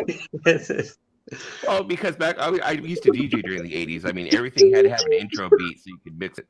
You know, because back then they actually did full-on mixing, didn't do it with computers. You had to do it on the platters with a pitch control, you know, so you had to have that intro, bring it back, run it up, bring it back, get the cue burn and everything. But nowadays, you know, they don't do it that way. Everything's on fucking Tractor or whatever the hell. But I'll tell you, if you took like most of the biggest albums of the 80s and like took them back and completely like remixed them, went back to the multi-tracks and like remixed them and took all that shit off, all that gloss, all that production. Yeah. Like those albums would be like some of the best albums of all time. You know, and this is that were buried, like the greatest albums of all time, buried under all this like layer of production. Yeah, and there's a lot like that. There's one that really sticks out of my head, and it's not an 80s album; it's an early 70s album. But Bird Maniacs, the Birds. Like, can you imagine if they took all of the sludge off that? That actually they took that whole like Terry Melcher, like, you know, production off that. Just scrape some of that off. That actually might be, and there's songs on it that I like as is, but like if they could just tone it down a bit, it might actually be pretty good. You know? It'd be interesting. Oh, could you imagine like Glory, like toned down a little bit? Like that would be like one of the best tracks of like the whole like decade. You know? Sure. But like, how many masters are like missing there where they couldn't do it now? What you got? Oh, I'm sorry. Go ahead. This just in. Rest in peace, Dwayne Hickman from Dobie Gillis, dead at the age of 87. I had heard that earlier. So let's see: Saget, Dwayne Hickman, Betty White, Peter Bogdanovich. I hope I know I'm butchering that name. Who else? Who am I missing? There was some jazz guitarist that died, I think, January 1st. Can't remember his name, though. So that's been 5 since New Year's Eve. So, I mean, they say they go in 3s. So, I mean, that means we're expecting one more. Hate to sound morbid, but so they say they usually go in 3s. Dusty, I'm having a little problem with your mic. You're kind of half whisper quiet.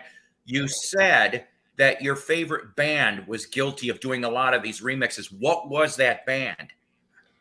Let me see. Do I sound a little bit better now? Yeah. Okay. Yes, do I sound too loud Thank though? You.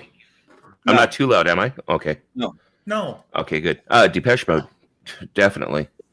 My favorite band. They were guilty. Had to be Depeche Mode. Yeah. Yeah, it is. It's true. I mean, they were guilty of it. You would end up getting like 5 or 6 remixes on each record. It'd be like 3 on one side, and they'd be at like 33 and a third, and they'd have the same song just remixed like 8 times. Everybody did it in the 80s. Mm-hmm. The only band that I really, really like that did that a lot was Kraftwerk, but I'm not even mad about that. It's like that's what Kraftwerk is. Well, they invented it, though. Yeah, Kraftwerk, like that's what they were about, like from the start. I mean, so it's not out of place. No, I mean you gotta admit, Kraftwerk I think invented it though. Basically, I didn't need 5 versions of "Press" by Paul McCartney. I really didn't. Yeah. Oh no, not that again. So I love that album, but yeah, I didn't need 5 versions.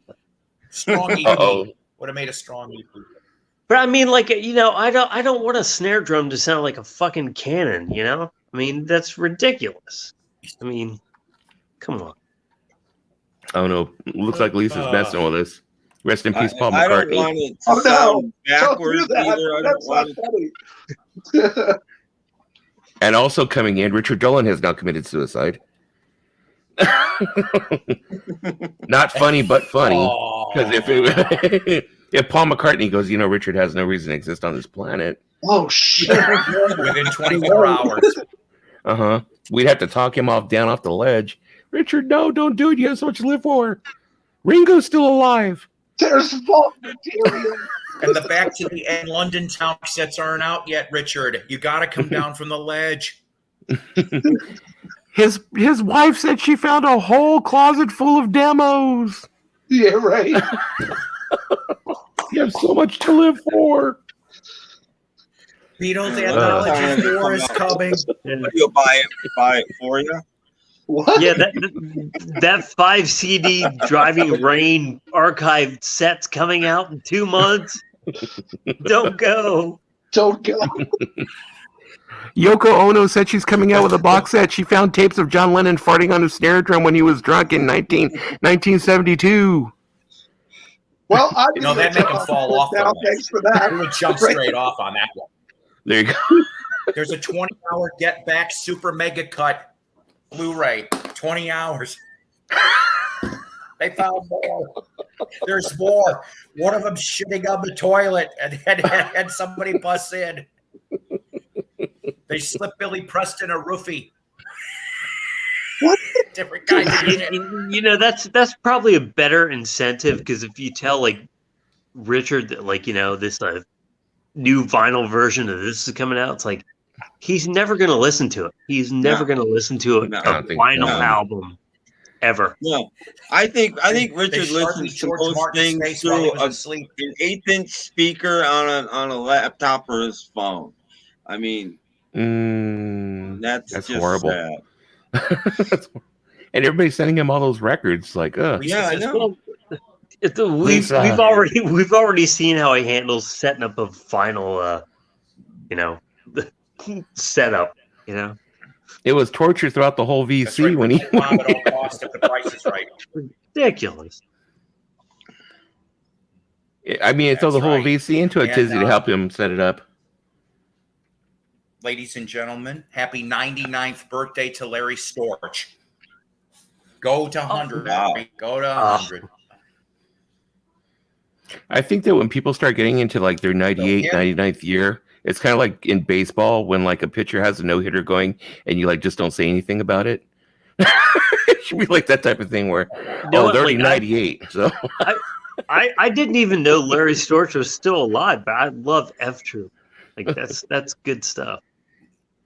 Basically, if I remember correctly, he's the last surviving cast member. Oh, I'm sure he is. Dead. Yeah, Forrest Tucker died years ago. You know? Oh yeah. So Larry Storch, Bob Barker, Dick Van Dyke, Mel Brooks. That's your. I'm probably missing somebody, but there's our 4 in the 95 and above club. Mm-hmm. How old is Keith Richards? He's 173. Like 200 something. A long time ago. They put him on in the Pirates of the Caribbean because he was around. 1776 in England. Yeah, right. They put him in the movie The Pirates of the Caribbean as a technical advisor because he was there. Do you know what? When Lou Reed died at 71, I was like, I was like sad. I was like, because I'm a huge like Lou Reed fan. And I'm like, oh, Lou Reed's dead at 71, and like I felt really bad. And then after 2 minutes, I'm like, wait, he made it to 71? Exactly. Like, yeah. With everything he did with the heroin and everything else. Exactly. It's like and machine music.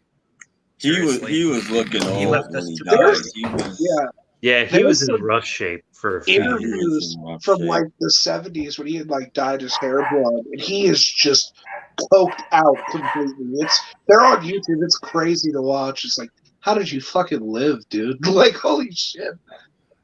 Oh, look at Lisa saying protect Mickey Dolenz. Oh no, death's coming for him. I'm like, he's on the list now. Yeah, I felt bad. I'm like, Lou Reed died at 71. I'm like, oh, that's horrible. And I'm thinking, wait, Lou Reed lived to 71? I know that's a horrible thing to say, but damn, Mickey's on the list. You can tell he's got the rest of the money. I saw the saddest thing, and I said it as my cover photo on Facebook. There's that one music video for No Time where like they do the thing and Mickey jumps out, but they photoshopped it so Peter, Davey, and Mike are in black and white, and Mickey's in color because he's the only one left. I'm like, that's actually really sad. Oh no! Aww. Yeah. I think Keith Richards is the same age as Joe Biden. But Keith's memory's a lot clearer. That's true. He's got to remember those songs. Every tour, he can play all those parts. He's remembering it. He's 2 years older than my lawn. Maybe that's what's keeping him sharp, though. Project William Shatner. But have you guys ever noticed like Keith Richards' hands? His fingers are so like gnarled and like so like just It's like, how does he do it? His knuckles are like the size of golf balls, It's like, and he still plays, That's one thing I was cursed with. Fat hands. I never had guitarist hands fingers, but yeah, I could tell. Yeah, I was going to say how much of that is from the guitar was because of his, both. Couldn't be a mix of both. No, Lisa, protect. He definitely Yoko. got a lot of satisfaction in life. That's for sure. Protect Yoko. I'm like, why?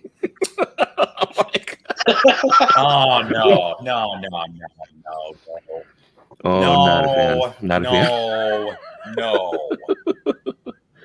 88, I think, right? 88. Is she? Yeah. I mean, when she goes, that's how I think she was born in 33. A lot of stuff.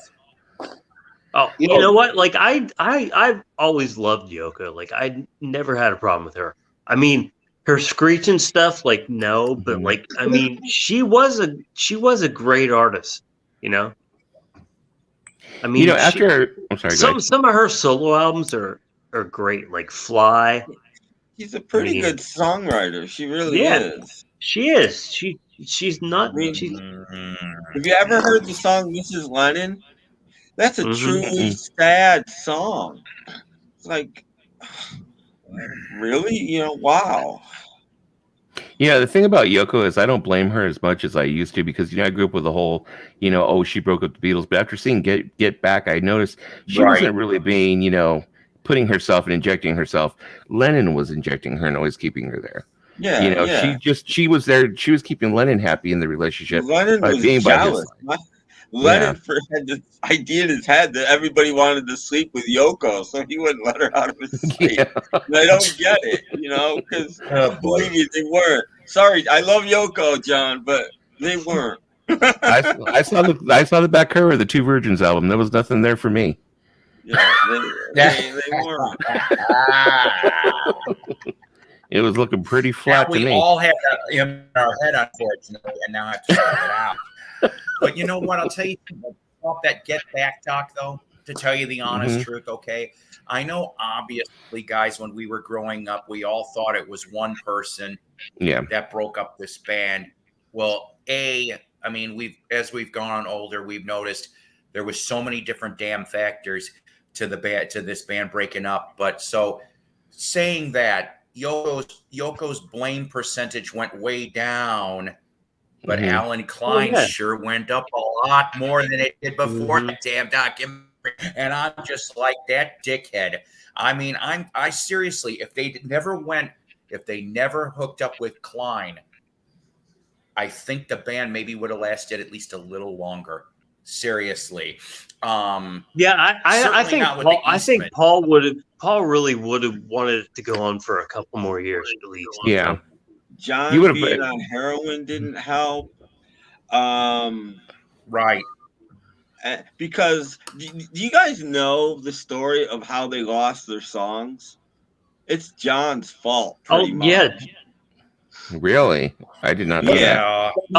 They had a meeting and John got up and he's like, they had a meeting. There was this they just called it the contingency of the corporation or something. These guys owned 14% of the Beatle music, and that was the split between ATV and them. And they were on the Beatles side. They were going to sign with the Beatles and side with them, and the Beatles would have still. And there was meeting after meeting, and finally one meeting, Lennon came in, probably was on heroin. Probably because he had no attention span. He was angry. And finally he just said, you know what? Do whatever you want with him. And he took Yoko and he left. And really? 14% went with ATV after that. And they lost the songs. You know what? I'm completely ignorant to the fact that Lennon was on heroin. I did not know he was on heroin. I didn't know that either. He's on heroin and let it be. Was it Clapton that turned them on? I don't know. Probably during that blame get back Yoko. period, I don't like know. John was strung out like some of the time. You Well, know? that explains a lot now. Cold turkey is about a heroin withdrawal. Well, yeah, cold turkey. He wrote that about like getting off heroin. He knew about heroin withdrawal. Yeah. That didn't help. And I mean, I don't think he ever. that. I don't think he ever shot it, but I think he snorted it quite a bit. Yeah, I don't know. Okay. But you know, there was a lot going on. But it But wasn't. that get back. I'm sorry. Go ahead, Tim. It wasn't Yoko's fault. It was John's fault because John was a brilliant guy, but he pretty much had a one-track mind. He couldn't do two things at once. So, okay, now he's found Yoko, so that's what he's doing. You know, he couldn't multitask. You know, he couldn't do Yoko and the Beatles at the same time. He just found it very difficult. I mean, let's face it. John made the damn Beatles, and he maked them, and he braked them. That's how it was. He made it. That's the way it was. Like that was John's band. Like they started with him and they were going to end with him. You know. Yeah. And he made sure that they ended with him because he's the one that actually broke them up. You know. Because that's one thing that documentary totally showed. Yeah. Oh, I'm sorry. Go ahead. Paul, George, and Ringo were more receptive because even Ringo, I mean, this is not new news. This has been out for a year now. That Ringo said, "Yeah, we were going to have this meeting after Abbey Road and go do another album."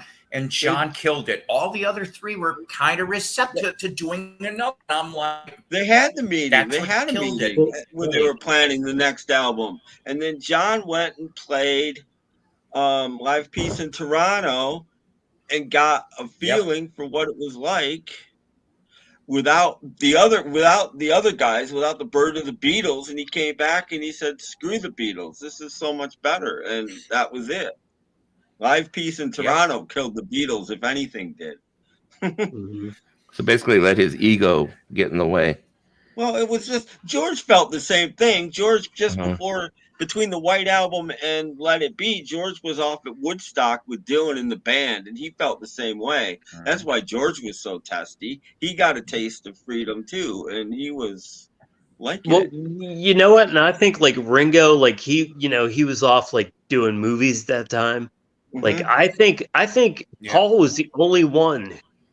Paul was the only one who really thought like, let's try to keep this thing together. I think the other three would have been happy if it would just like disappeared, Well, I think Ringo wanted to stay, but he wasn't going to actively make it happen. He was. I think they all would have been fairly happy to keep it together if they could have gone and done solo projects, but I think they were all afraid to do it. Right. I think that they kind of all wanted to do that. Okay, because I kind of felt like maybe that Paul's career was an afterthought after the Beatles broke up. Like, now what do I do? I don't think that was his main focus for leaving the Beatles, was that he wanted a solo career. No, but he would have been happy enough to do one, though. No, I think that's exactly what happened, because Paul was like, really depressed after the Beatles broke up. Like he was at a low point. He was like drinking constantly, and like Linda told him, it's like, this is not the guy I married and all this stuff, and that's what got him out of bed to fucking do something. And I mean, let's face it, okay, because of that depression, like you're bringing up, he wasn't in his right mind. That combining with, okay, now he's got to sue him. Now, he's got to accept the defeat.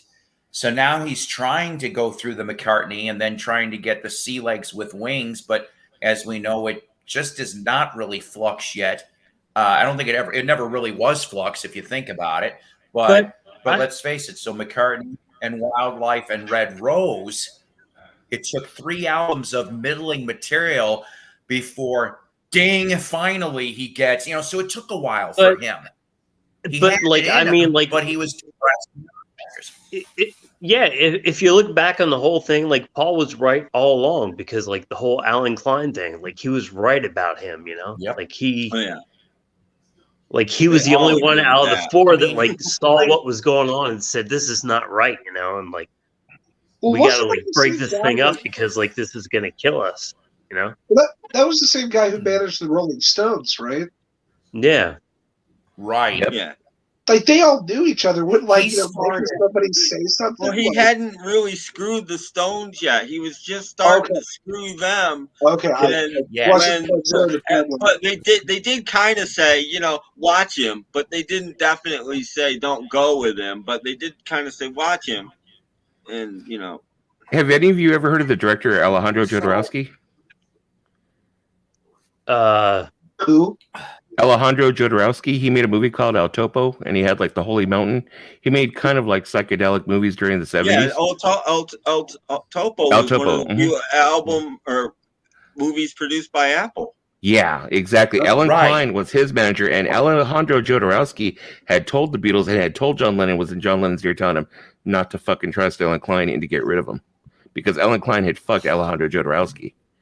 I saw that film in a film class. I took a film class in college when I crazy. went back the second time, and I was the guy that supplied the film. I was the guy that had it. My professor wanted to show it. I'm like, I have that film. He's like, really? Like, yeah. I have a DVD box So set we all of his. watched I my love copy Alejandro. Yeah, crazy shit if you can I was watch just it. gonna ask It's if a El very Topo odd got movie. a DVD. I don't treatment. recommend it. I would love to see that. So Yeah. there is a good book about Alan Klein. There is actually, and Mhm. I'm sorry, the title is escaping me right now. It got put out after his death, and a lot of different associates that were willing to talk would. Some of them that were connected to the mob obviously were not going to talk. But from what I gathered, of course, he had the whole Cameo Parkway record thing in the 60s, right? And he ran that. Yeah. But one of his things, what got him into the music world, into it, was Bobby Darin. Right after Bobby Darin ended up having Splish Splash, and Klein went to him and said, "You're being fucked over." He goes, "I can get you," and the magic amount that he used to mention in the late 50s was, "I can probably get you $100,000. He goes, "Let me go through the books." He goes, "I can get you $100,000. And you know what? He found the discrepancies, gave him $100,000. And Bobby Darin was like, "Oh," and so you get them, and then other people. He did the same thing for Sam Cooke. I was gonna say, around Sam Cooke. Yeah, the Sam Really? Sam Cook thing, yeah. So that's how said he slithered that to the his way Beatles. in. He to Lennon too. I think he said he can get 300,000 to Lennon. Maybe it was 400,000. Yep. Hmm. And that's how that was his bait. And everybody went, whoop, But and then they it took rarely a couple saw years it for people to figure actually. it out. They saw it on paper, but they rarely actually saw the money. Hmm.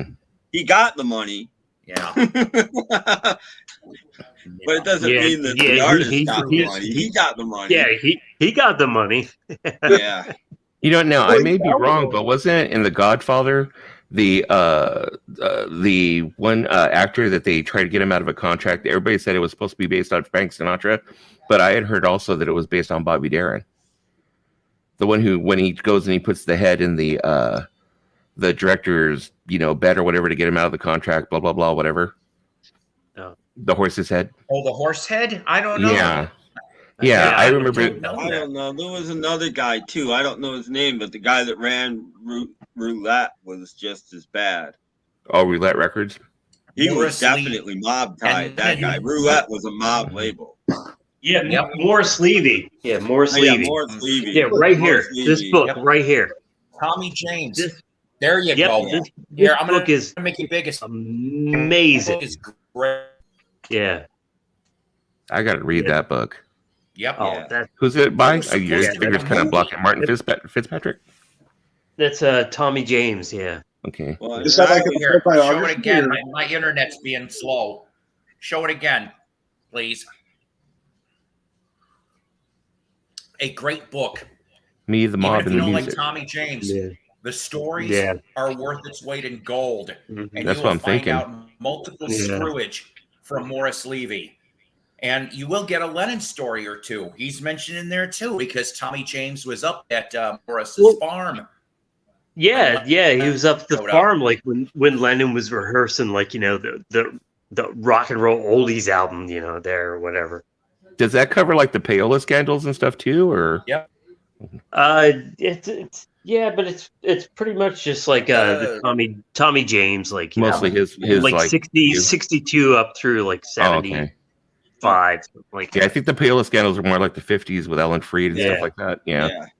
Yeah.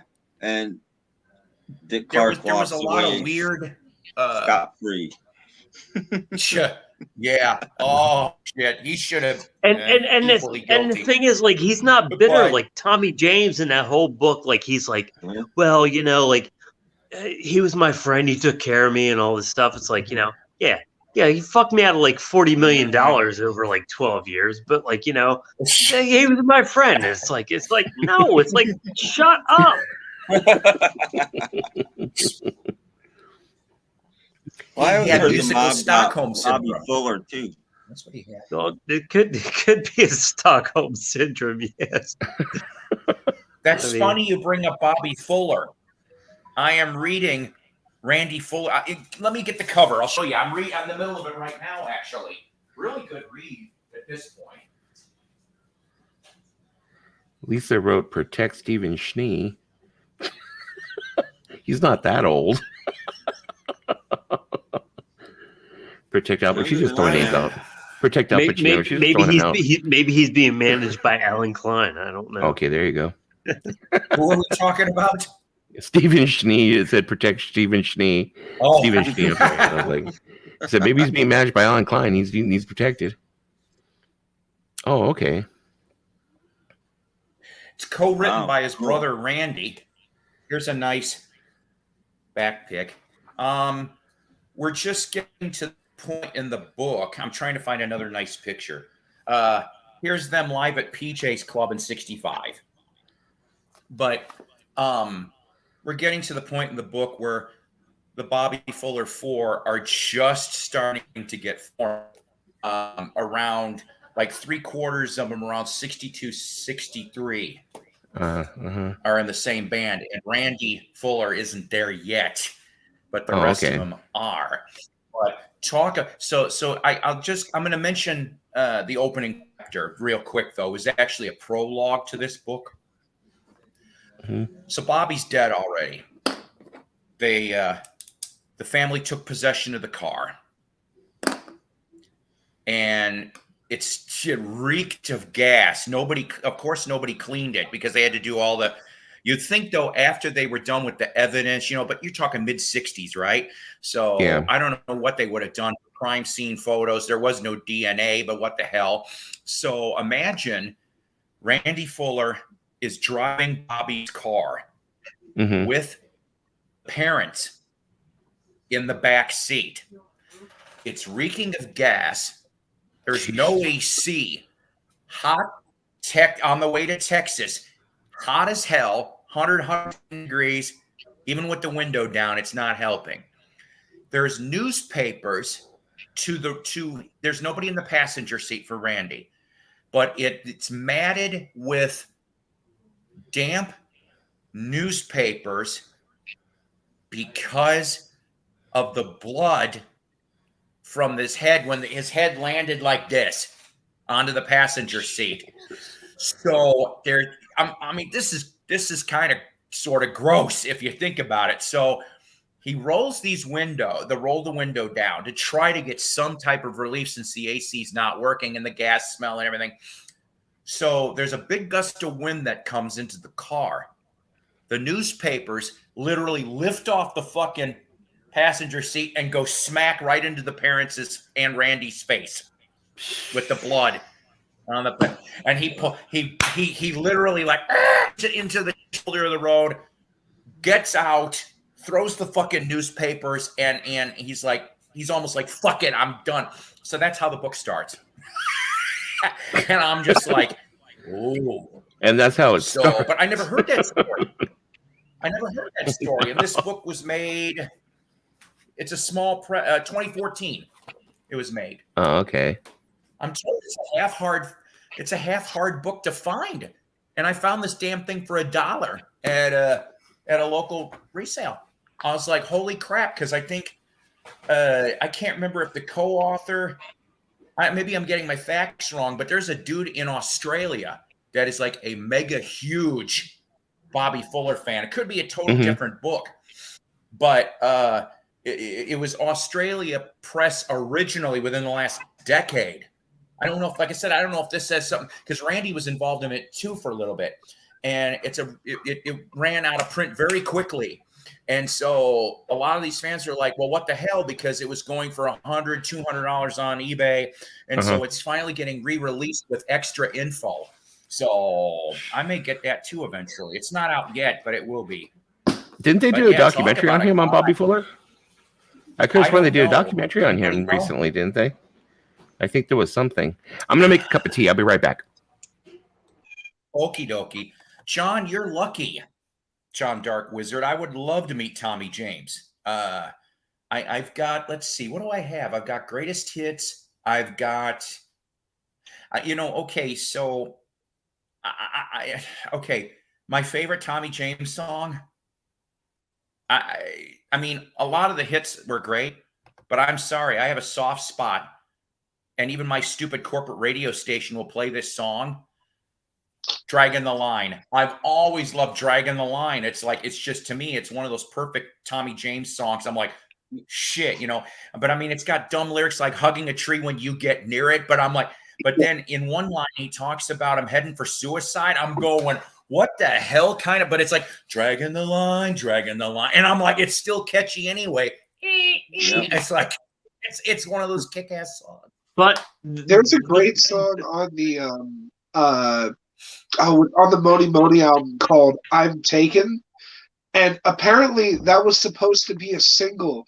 I heard this because he does a show on XM, and he was talking about it, how it was supposed to be a single, but at the last minute they decided not to do it. It's a shame. It's that's a good one. Well, the only problem I have with Tommy James with that book is like he self grandirizes himself like so much. Like he's like, that was our 12th like gold single in a row, and I'm like, no, it wasn't. Like you guys had like a #1 single, then a single that hit like number 23, and then one hit like 47, and then like it's like no. Okay, so here's a deep lore Tommy James question. Do any of you guys have the Hog Heaven album? No, I know what you're talking about. I've never seen it. From 73? It's different, but it's pretty good. I don't think I do anyway. That's funny you bring that up, though, Tyler, because... No, go ahead. But he talked about like his last album for Roulette. He's like, yeah, it was like barreling up the charts and it was like doing great. And I'm like, that album didn't chart at all. It's like, what are you doing? Just like when he had that hit like in '79, that 3 Times in Love.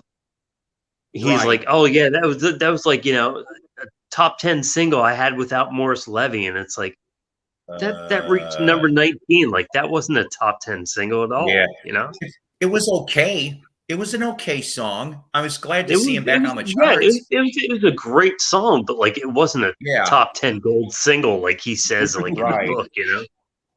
Well, that's the thing when people write their own books. I read Fogerty's book, and I really like it, but I don't know how much I trust it.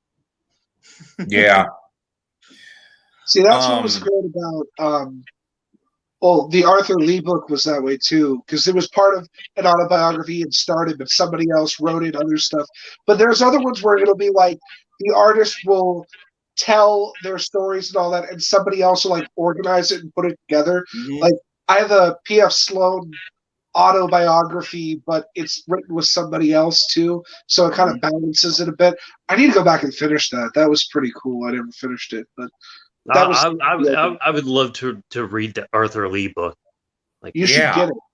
It's called. Do I have it in here? That No, and I the don't. Sloan book. I didn't know there was books for either of them. Yeah. God.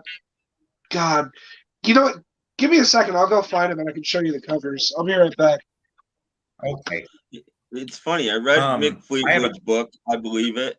I read Elvis Costello's book. I believe every word of that. Yeah. But Fogarty, I'm just like, I don't know. Well, See, that's like the Tommy James book. It's like, according to him, like Tommy James and the Shondells had like 12 gold singles in a row, and their first album, he said, went platinum. And it's like, your first album came out in like 1965 or 66, and platinum albums weren't even introduced until 76. It's like, you didn't have like these like 3 or 4 platinum albums that you said you had. Right. But here's the point though, for both of those books, for Tommy and Fogarty. Okay. Remember I said about that mock rock and roll class that if you're going to start a band, that there should be books that you should read for your homework. We brought up Badfinger, of course, because of the mismanagement. Tommy James is another one. Yes, get past the multi-platinum bullshit, but just the Morris Levy angle. Get the Alan Klein book, put that in. And then lastly, yes, Fogarty does put a little bit of spins on shit, but you dig into that Saul Vance and the fantasy record shit. And, And the thing is, though, that chapter, that was the thing, though, about that Fogarty book. I'm sorry. I didn't mean to interrupt. There was a couple lines, if I remember correctly, and I cannot remember which band member's technical fault this was, but one of the members of CCR, their uncle was a lawyer. Saul actually gave the contract to the band because they said, and this surprised me, because they're like, my uncle's a lawyer, he'll look at it. Well, the band member lied to the rest of the band and said, oh yeah, uncle says it's okay, when it turned out he was lazy and forgot all about it, and he just was like, fuck it. So there was still ignorance, but yet you didn't do your homework. I mean, like Stu Cook, like the bass player from CCR, like he actually went to school for like business, and like like he was probably more equipped to like deal with the business part. But like John Fogerty had to take everything over, Yeah, they didn't care because the contract was worded that Fogerty was stuck, so it didn't really matter to them. See, I believe all that part, but Fogerty would talk about having to go in and redo the drums and redo the bass, and he parts he makes it sound like he was the only one that played anything on some albums, and I'm not so sure about You're that. right. No, I mean they were like I mean as far as like Doug Clifford, the drummer, like I can tell like when he's playing drums, and he played drums on everything, I mean, you can tell that he was the drummer, because he had that sound, had that feel, Yeah. I mean, I don't know. It's just that band. I mean, let's face it, okay? Look what happens when you get a democracy. Go listen to Mardi Gras. I've dared people to listen to Mardi Gras. That part I did like. That part I believed and I liked, and I totally Weed agree. Hitchhiker is what. Okay, I'm back. Got that album a hit. I don't Nothing like. else. It's not good, but I never really thought Mardi Gras was all that bad. Especially the second side, the B side. I can play it start to finish. It doesn't bother me. It's just. I mean, I'm not putting it on a pedestal. It's not horrible. It's not like the Rolling Stone interview or the Rolling Stone review where they said like it's the worst album I've ever heard from like a major band. Yeah. But those guys were not equipped to like take on like a third. Like no, like they weren't ready for that. Well, I felt really sorry for Fogerty because he got stuck owing I don't know how much money to Fantasy Records, while the other guys are touring as CCR without him, and they're making money. They don't know anything, and they're out there making a living off of CCR, and he can't. And he owes all this money, and it just sucked for him. Oh, that's shitty. Well, you know what? I've Yeah. seen recent interviews with John Fogerty where he's still saying, "Well, I'll never say never. We could play together again," but you know. And then the Hey, other two guys. guys are Foley. like, "No, there's no fucking way." Like, no, it's Yeah. like never. You know. I always wondered how in the fuck John Fogerty got sued for singing his own music. Well, that's what happens when you sign a bad You can't- contract. Yeah, exactly. I Yeah, mean, Yeah. the I band saw- Well, could sing it. that's because Sal Van Zandt, or whatever, he Yeah. owned the publishing, so that was his song. He owned That's that like- song, you know. That's what I'm That's- saying. and But the the- band could go out and sing it, and he couldn't. If nothing And else, see- that is just a great story that he got sued for sounding like himself, goes to court, Yep. plays the songs, proves that it's different, and wins. I mean, that is like, Yeah. how many people have that kind of story? I mean, like, shit. Yeah. I mean, Yeah, right at there. least John did- That's a movie right there, you know.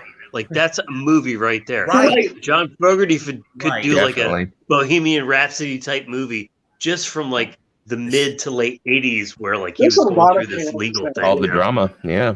Yeah. Yeah. And at It least does John seem- got a partial happy ending. Partial, because I guess I just recently read this about him that of course, with all the bad previous blood with Fantasy and that, and I can't remember who bought Fantasy. Okay, but I think it was Concord. I think Concord bought Fantasy, and they like Right, re-signed there him, you are. Thank you. and like said they'd give him his Right, like back royalties and stuff, and they put out like a couple albums with But him. not you the know? publishing. No publishing, but we'll give you your cut. And I'm like, well, that's better than Okay. nothing. Fair nothing. Yeah. How recent was that? Oh, that was like 2003 Couple years. to Oh, okay. 5 or Oh, 7, something like that. That long? Shit. Okay. No, because I just saw a thing. Well, wait, no, that would have been related anyway.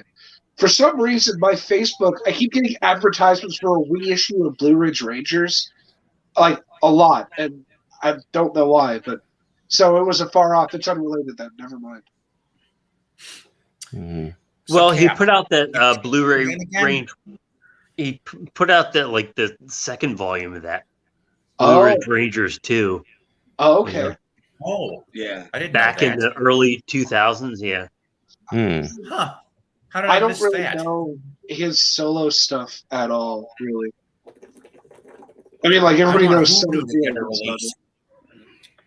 Hoodoo needs a release. Well, the whole he damn put thing. out I don't care. he put out Blue Ridge Rangers in like '73. Then he put out like the Signed to Asylum and put out like his self-titled album in '75. Then he did the whole like hoodoo thing that like just Yeah, completely. I don't think he could even use his name for a little while. I think that's why the Blue Ridge Rangers came. He couldn't. It's Damn, just really? him. And He's then- the only one on that Uh, record. The Blue Ridge Rangers record is John Yeah. Fogerty and I mean, nobody so else. from the breakup Right. breakup of CCR till like Centerfield, Mhm. that was like like 13 years. He only put out 2 albums. It's like. Yep. Meanwhile, the other guys were touring and making money. Wow, Yeah, yeah. that's horrible. But then he put out Centerfield, and that was like a #1 hit, and that was like a huge album. Yeah. I know Doug Clifford had a solo Alex- album. I actually have that. I always It's thought all it was been- sad that CCR like broke up and just after that it went to all the shit and they were fighting with each other and suing each other and shit like that. Well, And him and his brother didn't really talk. Even on his deathbed, they didn't Oh talk. yeah, they never. I read a thing. Yep. The last conversation they had ended with where Tom said, "Sal Zans is my best friend." And Yeah. then we saw each other again. That's what I heard. Wow. He said Sal Zans is my best friend. Like it's the last thing like Tom ever said to John. Wow.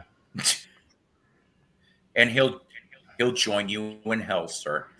I was about to say I've heard that name before, and it wasn't with anything positive connected to it. Yeah, and Yeah. I heard that John tried to go visit Tom when he was on his deathbed, and Tom told him no. He's like, "We didn't talk when I wasn't dying. We're not going to talk now." Jesus. Well, I think the whole idea behind like fantasy records, I think was like that was like a tax shelter. Like Right. they set that label up to like fail, to like lose money, you know, so they get write-offs every year, you know. They did. I think that's in. I think that's in. And then CCR came along and CCR blew it off. Yeah, off, and it pissed them off. I think that moment. That's crazy. And you know, really they thought can't they were blame, getting, you know, the John Fogerty. gollywogs, which weren't going anywhere, and you can't really I gotta blame get John that Fogerty for gollywogs being one. like, "Hey, you guys want to fucking bitch and complain that you're not getting enough and doing enough and stuff like that, then write your own songs for the next time." I mean, but you got to think, like, I mean, what other band do you know that, like, a huge band like that, where one guy is the main songwriter, the vocalist, you know, plays every instrument under the earth, like, produces all the records and manages the band. Like, I mean, he just. Okay, I mean, it all comes down to John Fogerty because he tried to do it all, you know. I was gonna say the Beach Boys until you said management, but yeah. Oh yeah, like I mean, like John okay, Fogerty like booked the band like and to shows and like, you know, managed the band, produced the band, like, you know, wrote the songs, sang the songs, you know. It's like, yeah. See, luck for the Beach Boys were lucky enough that they were able to find their own footing after Brian kind of went off the rails a bit. But from what I remember in the book, on Mardi Gras, when it flopped and it was awful, the other three blamed Fogerty. What? How can you blame him? Well, yeah, but you know what though? I mean, like the album flopped. The album flopped, but like the album like reached number 12 on the charts and went gold. But I mean, like how like much two of that, top 40 hits. Like, so it's, you know, that's not like a, you know, it's not a flop, you know. Yeah. how much of I that mean, was compared to what they had before, yes, like it was a step down, but like, I mean, that's not a flop by any means, you know. Sure, but again, how much of that was? I mean, commercially, it wasn't a flop, but like, you know. Sure.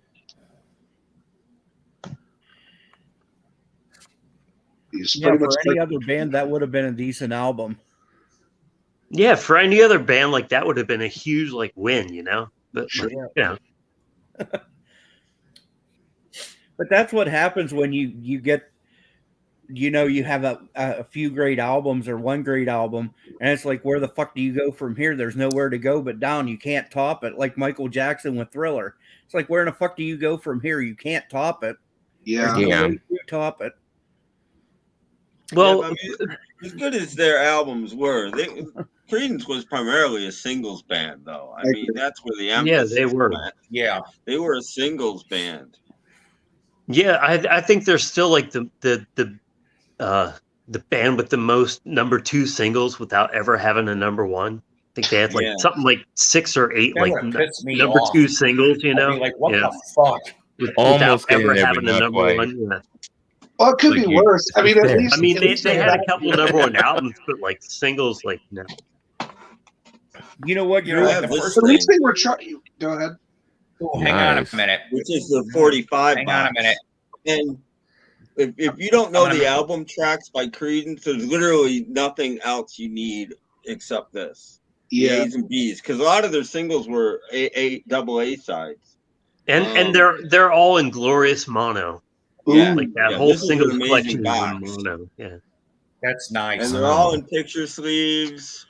Let me try to find one. You guys gotta say, let's see some.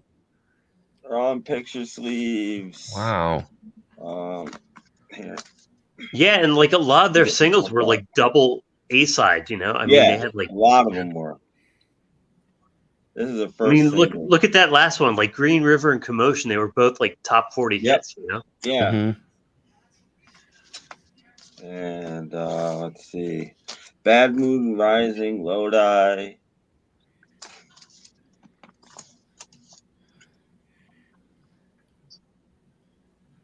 Look at that John Fogerty hair, though. What's this one? I can't read the first one. As long as I can see the light looking out my back door, double A side. Have you ever seen The Rain, Day and Night? Yeah, I mean, like, look at both of those were like top 10 hits, you know? Yeah, I mean, it's ridiculous. Susie Q's not, but you know.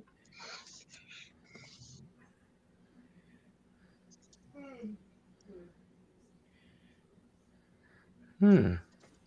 Nice. Proud Mary, Born on the Bayou. Nice. Shit. Like I said, this is kind of all you need. Fortunate Son, Down on the Corner. Damn. I mean, come on. Traveling Man, Band Who Stopped the Rain. And these are just Like I said, recreations this of the way they all were you originally need is the released, right? singles. Yeah, Run those Through are the Jungle, original Up singles. Around the Yeah, Bend. Oh yeah. I mean, like over all half those, like these are double A A-sides. and B sides were like hits. You know, Yeah. they were That's crazy. Not so much door to door. not so much door to door. Yeah. Yeah. Or Mm. Someday Never Comes. Yeah. Yeah. And then you got the And even if they're not, their version of Good Golly Miss Molly is fantastic. Even if it's not a hit, it's still. Yeah. And then there's a bonus interview thing or something. I forget what it is. Nice. But that's every single. How many years I ago have did to that come get out? that set, seriously. I don't Is know. that more recent or? 10 maybe? I got this thing for around $35, which is absolutely fantastic. Yeah. well. Plus, you got to think like their first 6 albums came out within like a 2.5 year period. You know, Yeah, that's ridiculous. You know, They were close together. Yeah. Nowadays, bands wait like 3 to 4 years in between albums. yeah, that's the thing I don't understand. It's like, yeah, this band's put out 3 albums in the last 29 years. It's like, Yeah. Yeah, I mean, Creedence's whole career, people put out one album. Yeah, Paul, I just subbed to you on my new channel.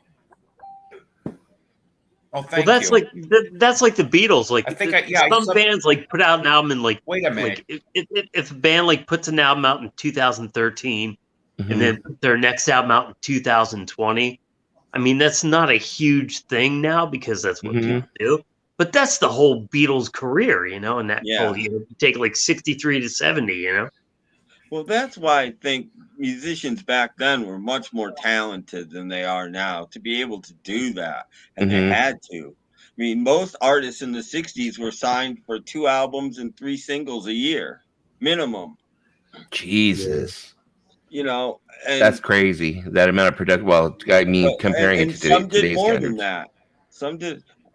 Some did actually more than that. And imagine all the bands that have been blown out by the sophomore curse.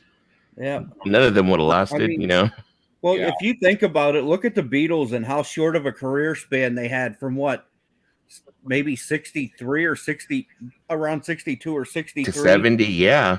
To 70. And yeah, that's short. They had in that time. Well, yeah, not even 70 because they only recorded 1 song in 70, It was only 3 one song and they worked on a couple for a minute and that was it. Yeah, that's crazy. 69, yeah. That's something else. I mean, nowadays there are some bands that release that many albums. They release 1 album in that many years. Yeah. Look at Guns N' Roses. It took them 15 years to release Chinese Democracy, and it was crap. And it was crap. Don't bring that up again, please. Chinese Democracy. I do have the album. I do like some of the songs off of it. My defense, I did not pay the price at Best Buy. Yeah, if you think of Guns N' Roses' complete career, like from 87 till now, which is 35 years. And if you count like Use Your Illusion as like 1 album. Yeah. Even if you count it as 2 albums and forget Spaghetti Incident because that was a covers album, Yeah. That's 4 albums, in 35 years. That's 4 fucking albums, Well, that's ridiculous. A few bands in the 60s got away with it too. I think the last album by The Who was like their 13th studio album. Yeah, and, like they they've been around for 55 years. I think actually it was like their 12th album. Like maybe it was their 12th. It was their 12th or 13th studio album. It's like a dozen albums in 55 years. It's like good job, guys. That, like in the 60s where like the Wrecking Crew was just churning stuff out. Like Gary Lewis and the Playboys, there's like 10 of those in like how many years was that? And like they're not bad, but it's like you could tell that this was a machine at work, you know? Right. And so that's a little bit different. Like, Yep. and that way, do we want more quality or quantity? It's truly a Well, balancing. that depends on the producer, and it depends on who's got what Okay, invested. Stuff Garrett was know, great though. Well, Just saying. Brian Wilson could take the Wrecking Crew Yeah. and make something out of it. But if you just went in there and said, okay, this is what I want you to play, go play it, then you're going to get what you're going to get. That's like Mark Bolan, like between 68 and 77, between Tyrannosaurus Rex and T-Rex, like that's 12 albums he put out in 9 years, John's saying many bands would get signed now. It's hard to get signed to a big label or even heard except on the internet. Well, like you're smart, you don't want to get signed to a big label these days. I was about to say nowadays you could do it yourself. I mean, nowadays you can go ahead and you can record your music on your own. You can go ahead and hire a graphic designer and get your cover made. You can go ahead and go to your own pressing plant and have 500 copies made, and you can take those to stores and put them in there on consignment. You don't really need a big record label, and then you can gig and keep all that money yourself. Mm-hmm. And remember, make your own damn publishing company. Oh, yeah. That's the most important. Yeah. No, I was going to start a record label, and I bought 2 books on running a record label, and they were both mostly about getting your artist publishing. That's what. So I had one guy who would have signed to my label, and I just gave him the books, and I said, "Do it yourself. I'm not robbing you." And that's what it's all about. It's right. I mean, I've told this story many times. I'll tell it again really quickly. I used to know the Goo Goo Dolls a little bit, and in 1996 they had the most played song on all of radio. Period. It was Iris on all of radio. It was the most played song. They got their first, finally, after they'd been signed with them for a couple of years, got their first royalty statement from Warner Brothers Records. They owed Warner Brothers $1 million. Jesus. Number one song on all of radio. Yeah, like that's a big story. Like, I mean, they were gonna I love the Goo Goo Dolls since like Jed came out, like since their first album came out in like 87. Yeah, but like no, I knew them. I was at the party. I was at the release party for. And then like I mean, a boy named Goo like sells like 3 million copies, and they still owe their label like $1 million. Exactly, well, exactly. They were gonna quit music and just go work at a car wash or something. When they realized they could never pay it back, so instead they went on tour for like 2 or 3 years straight, just to pay Warner Brothers the money that they owed them. But have you ever seen that documentary called Artifact with 30 Seconds to Mars, where they break down the whole complete record system, record label system? That movie opened my eyes. Chester Bennington, everybody's in there. Brendan Boyd from Incubus, everyone's in there breaking it down, how the record labels rip off the artist and how they're in debt up to the 3rd album they release. They're in debt before they'll start seeing any money. Oh yeah, they have no say in it. Okay, they put you in a studio with a producer at however many dollars. You're charged for that whole thing. Okay, and then promotion, you're charged for promotion. You're charged for anything they decide to do. You have zero say in it. Yeah, and then when it's all said and done, they own the master tapes, even though you paid for every nickel of them. They own them. And like every dinner like the record label takes you out to, you owe that. Every dinner they go. Every fucking limo you take anywhere, like that's or you they owe that do. back. They take in a limo to go have a meeting with somebody else, and you're discussed for 2 minutes. Guess what? You're paying for that. They were saying that they even have a tax on broken merchandise when it comes to streaming and digital distribution. They have a broken tax, like they would on a CD being damaged. And if you're a new artist, if you get 5% of profit, not even gross, but profit, you've got a pretty good contract.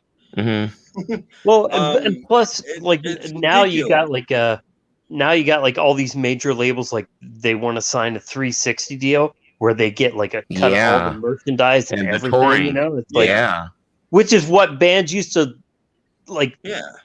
That's how they made their money. On to like survive to get gas to the next gig, you know, sell a couple T-shirts. Right. Now the record label wants half of that too. Yeah, they want their merchandise and they want their tour. Sign with a fair small label that will give you a little tiny advance if you're lucky, but they're not gonna. You're gonna own your master tapes when they're done with you, and that's an important thing. And yeah, that's why it was such a big deal. You get to keep all your money, and they're probably going to want some of your publishing, but maybe not all of it. That was why when Ray Charles went to ABC, it was such a big deal that he got control of his own master tapes. Yeah, you know, I mean, well, yeah, I could just tell lip break saying there. I always thought it was funny that I use these two as an example. Michael Penn and Amy I was Mann. about to say that, Paul. It's like nowadays anybody can be Dave Clark. You know, there's a married couple, Michael Penn and Amy Mann, right? Yeah. Amy Mann is on an independent label, and she's definitely the more successful one. And Michael Penn is stuck with RCA for his whole career. And he's not very successful. I freaking love Michael Penn. Amazing. Like, I mean, like he kind of is like not the breadwinner in that family. Yeah, you think Amy Mann would have signed him to her label at some point? He's probably trapped in that RCA label, probably still trying to pay them off. One of the things that happened when Tupac died was that it brought out all the shit that Death Row did, like how they screwed him over. But when he died, he owed them $4.9 million because Death Row had houses in his name for other people. Cars in his name for other people. It was horrible. Yeah, and it came out basically that he didn't own anything, the cars or anything. No, after he died, he didn't own. Yeah, you know, but his mother was supposed to have come out and said something about that and spoke against it also. But you can actually like go from gig to gig and sell like 1,000 CDs out of the trunk of your car and make more money than you would being on a major label. Yeah, then if you got a million seller, you will. And do you guys know how in debt that every artist working past like 1980 should be to Tom Petty? Yeah. Tom Petty was an amazingly brave guy, and it put his career on hold for 3 years? Because when Shelter, he got signed to Shelter, and then he sold Shelter to MCA, and suddenly he's dealing with all of these people, and he's like, I don't know who you are. Oh, we own you now. And Tom Petty said, nobody owns me, and he sued him, and it spent 3 years, but he won. Yeah. Yeah, he actually filed bankruptcy just to so he wouldn't have to pay his label, Shit. But he won, and so an artist can't be sold. So after that happened, suddenly you're on Capitol, and Columbia buys Capitol Records. Columbia doesn't own you. That's what he did, which is I think the big thing was when I think Hard Promises came out or something. MCA wanted to raise the cost of albums well, he did that too, but that was after this. Yeah. That didn't come out for a couple years because he was in court fighting with MCA saying, you don't own me. And he won. Yeah, there's a lot of people when they pass away that are musicians that they're in debt. Elvis Presley was in debt by, I think, $100 million when he died.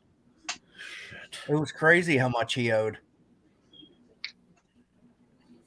Yeah, but after watching the documentary Artifact, I was just and all the litigation, and all the litigation that 30 Seconds to Mars and Jared Leto went through, I was just wow, they almost got stuck like that where they were locked up and they couldn't record because they were making the album, and while he's making the album, he actually says this album's probably never going to see the light of day.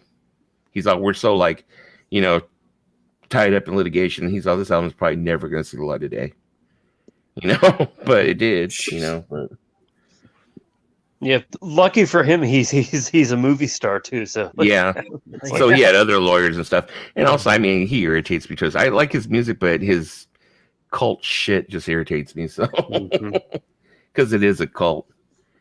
You know, people try to say, "Oh no, it's not." But I'm I like, mean, I've been like to the someone, concert. someone like him, like I don't feel. I've seen that documentary, and it's like, you know, I can't get behind his like crying and belly aching because he's like a movie star. You know, it's like he's got you other know, venues. He's got I other mean, yeah, his avenues of band money. has these problems like every other band has, but he's like, you know, raking in like how much fucking millions of dollars for all these movies he's doing. You know? Yeah, exactly. He's got money in the kitty. It's not like he's not like every other artist. You know, every other music artist. You know, he's got plenty. Plus, also, you can go do another movie and make another $20 million. You know, there it is. That's like that's what the way Graham Parsons was. His family was rich, so when his mom and dad died, he inherited like millions and millions and millions of dollars, and he really didn't need money from singing or anything like that. It was just something he liked to do. And like when he was with the Flying Burrito Brothers, they told him he wouldn't tour with them in I think it was Africa or someplace because of apartheid. Right. And they're like, well, you don't need this money, but we need it. We don't have a trust fund that comes back to us. It's time for the dogs to go out for their nighttime pee. Or no, was that with the Flying Burrito Brothers, or was that the Birds? That was the Flying Burrito Brothers. Oh, maybe it was when he was with the Birds. Yeah, that was probably with both of them because, like, he had that money the whole time. So, like, right. you know. So I remember there was something about they were going to go tour somewhere, and he's like, "Nah, I'm just going to go hang out and smoke crack with Keith Richards or something like that." Those aren't quotes, of course. I didn't even notice Ivor was in here. Hey, what's up, Ivor? I always see him from time to time in the peanut galleries, but hey, Left Break. Hey, Ivor. I don't get that. No, I don't think that ever happened. Yeah, I don't think so either. Left Break. Yeah, that's what I'm saying. I can't believe that Michael Penn didn't just sign with her label. And you know what? Like, I love Michael Penn. I think he's brilliant. Oh yeah, no, he is. I mean, he had that he had like one hit on RCA with like a contract that like called for like 3 or 4 more albums. You know, and it's like. Last I knew, he was still on RCA. He might not be anymore, but last I knew, he still was. Yeah. Amazingly. And that was No Myth was like 33 years ago. You know. I know. Like that was 1989. Yep. Now, who is Amy Mann? I've never heard of her. Never heard of Amy Mann? Till Tuesday. Yeah, till Tuesday. She was Voice of Carrie. Voice of Carrie. Mm-hmm. That was her. The movie Magnolia. I've never seen. Yeah, I've never seen the movie Magnolia. It's Amy Mann singing almost every song. I think there's a Supertramp song in it. Other than that, okay. You've never heard Voices Carrie? No. Like Till Tuesday? No. Oh my god. Okay, don't make me sing it. I was kidding. No, but I'm gonna look it up. That's what I love about the vinyl community. She had a modern rock hit. I'll call it a modern rock hit because it wasn't a hit, with covering Harry Nilsson's One in the 90s. Huh. Didn't know that. She got played on modern rock stations quite a bit in the 90s. Mm-hmm. But I think that Voices Carrie though is probably like, well, that I know of would be one of her biggest hits, though. Yeah, that's in the 80s. Yeah, that was her biggest hit. Yeah, like I mean, that thing I would figure she'd be covered the other end of the telescope with Till Tuesday too. That was probably her second biggest hit. That's an Elvis Costello song. So now she's solo. She's no longer with. Yeah, she's been solo. Yeah. Till Tuesday broke up in like 1990. Yeah, when I graduated from high school. 1990. I'm like, damn. And I figured maybe they were doing like the Berlin thing where they get together. Susanna Hoffs has a new record coming out, and Amy Mann's on it. That was my high school crush right there, Susanna Hoffs. Ooh. Susanna Hoffs was a cutie. Yeah, she was. She's not bad looking now, but no, she was back then. I got to meet Susanna Hoffs. Really? Yeah, I was I gonna had a say nice long conversation with her, like 45-minute conversation with her. Tim got to spend 3/4 of an hour with her. Damn. Wow. Standing right next to her the whole time, just me and her talking. He's on the conclusion of that is Tim. She's asleep in the other room right now. Just kidding. Tim's all, we've been dating ever since.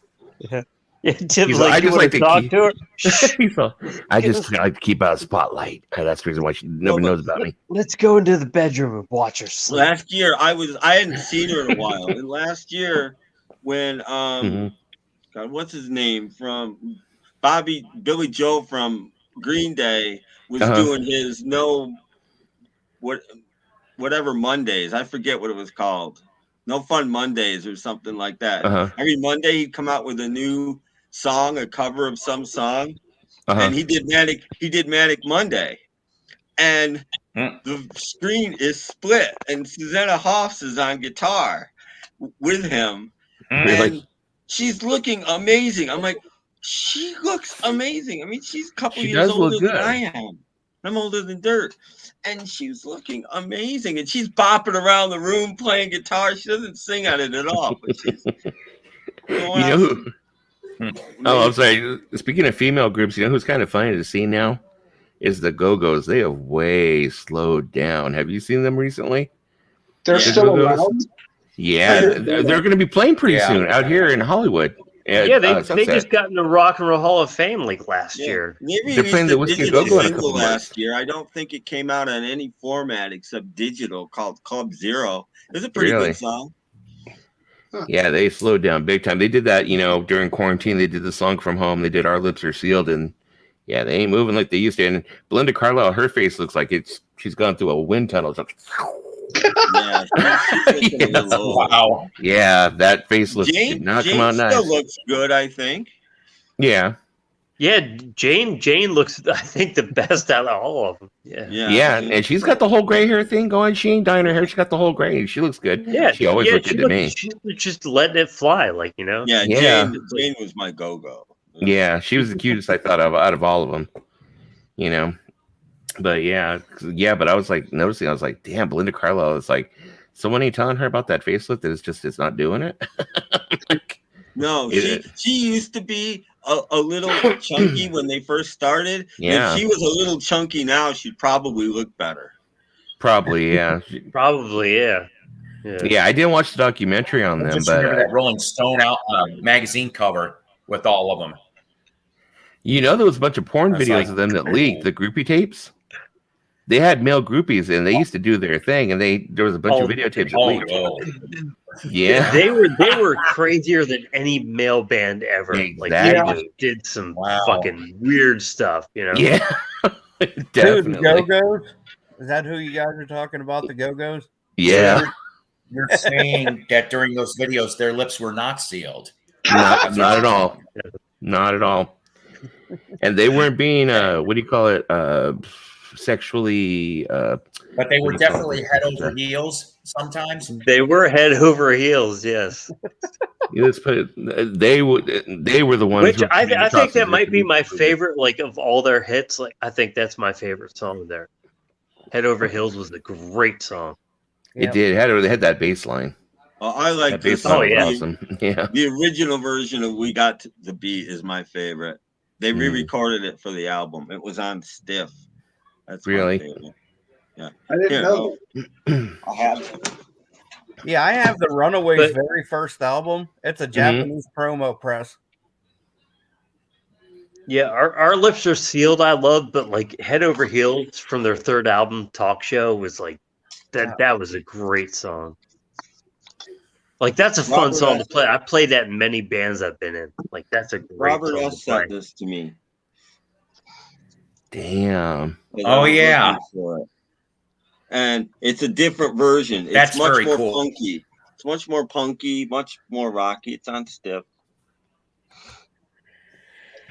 For all you know, that 45 cover has probably been put together by one of the band members. That's the way they used to do it back then. They used to have the cutout. Probably was. They would glue it and they would put it together, put the record in, and all of them would do the work. Yeah, I know. Elvis Costello used to go to the Stiff office pretty much every day after work, and write slogans and do stuff like that. You know what? Mhm. Gina Shock, the drummer, she probably licked those folds there and like put that thing You've got her together. DNA there. You've got a little bit of Go-Go's DNA there. Wow. But yeah, this Some is go-go juice. That's what you got on there. prized possession. Some Gina Shock had a band though too, juice. though, didn't she? Or she used to do those House of Shock albums. Gina Shock, I don't know if she had one or two, maybe one album, House of Shock. I forgot what the name of it was though, or maybe it was just called House of Shock. Yeah, at least one I know of. Yeah. And there was another band that at least one of them were in, with maybe two of them. I forget her name, but that woman that had that hit in the late '90s, bitch. Meredith Brooks. Oh, okay. Yeah, they were in a band. At least one of them was in a band with her. I think so. Yeah.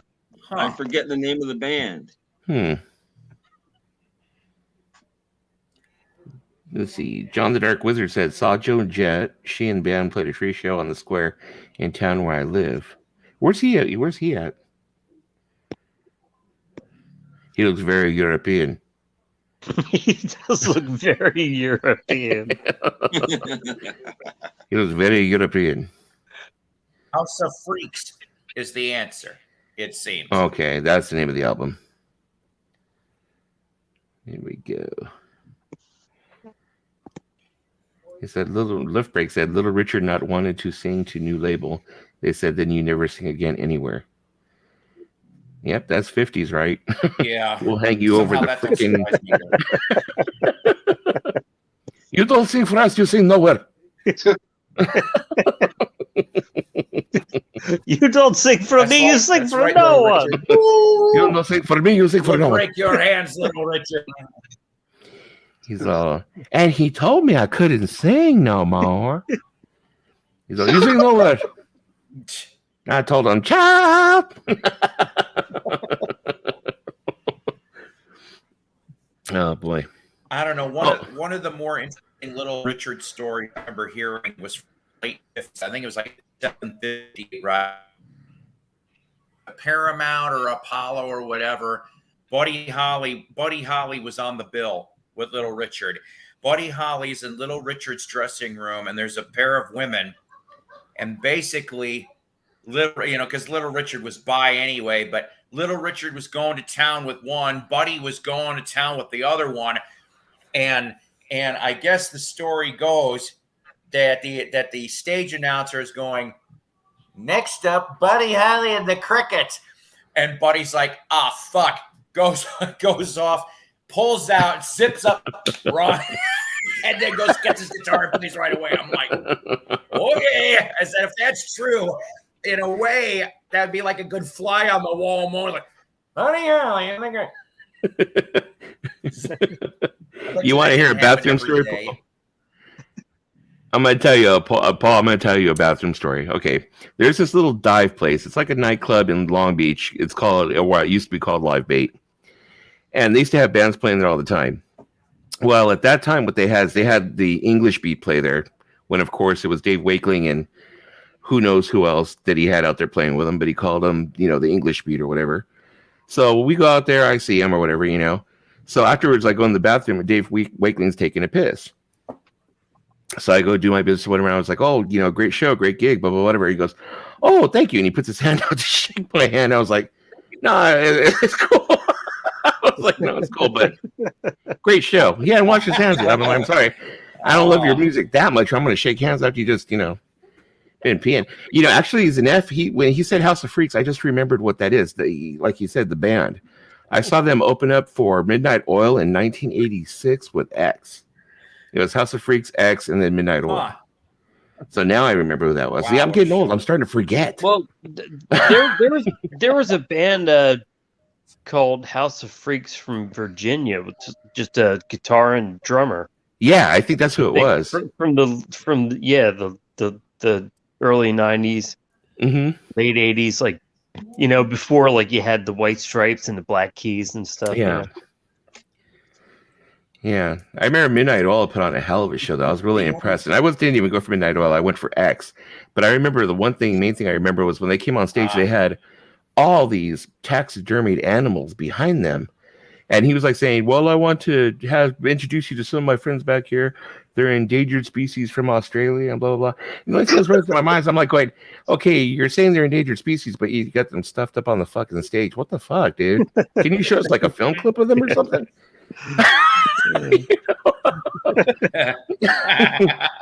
I was like, Jesus. And then after he did that, a dingo ate a baby. There you go. Dingo ate a baby. I never saw a man with a bald head sweat so much. I mean, this man was bald, and he was dancing so intensively that when he would throw his head back, it was like he had a long head of hair. It's like all the sweat flew back.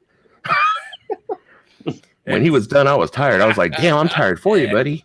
It's like, whew, I guess that's what they mean by being entertained. Yeah, tomorrow night, I think I'm going to do a live stream. Cool, Captain. The only reason why I haven't done one is because I'm out of StreamYard hours right now, and I'm kind of like, I don't know if I want to pay for it yet, but my hours go back up tomorrow. Wednesday, I want to get into streaming again every night, like I was. Yeah, I'm pretty sure I'll let it. If you don't do one, I'll do one tomorrow night for sure because I'll have my hours back up. Oh, okay. I'm out of StreamYard. Well, then I'll let you do one tomorrow night, and I'll do one the next night. Sounds cool. We'll trade off. Yeah. Yeah, we'll trade off, guys. I'm wondering how Rachel's streams are going to go tomorrow.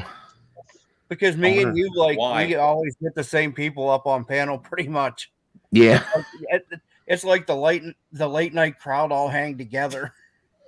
Yeah. No, I'm not trying to cause any drama, but Rachel over there and Fred's stream, it just. She came out as QAnon and she had Fred going and Wax was going at her. I was like, damn, they're all going to eat their own. They're going to eat their own.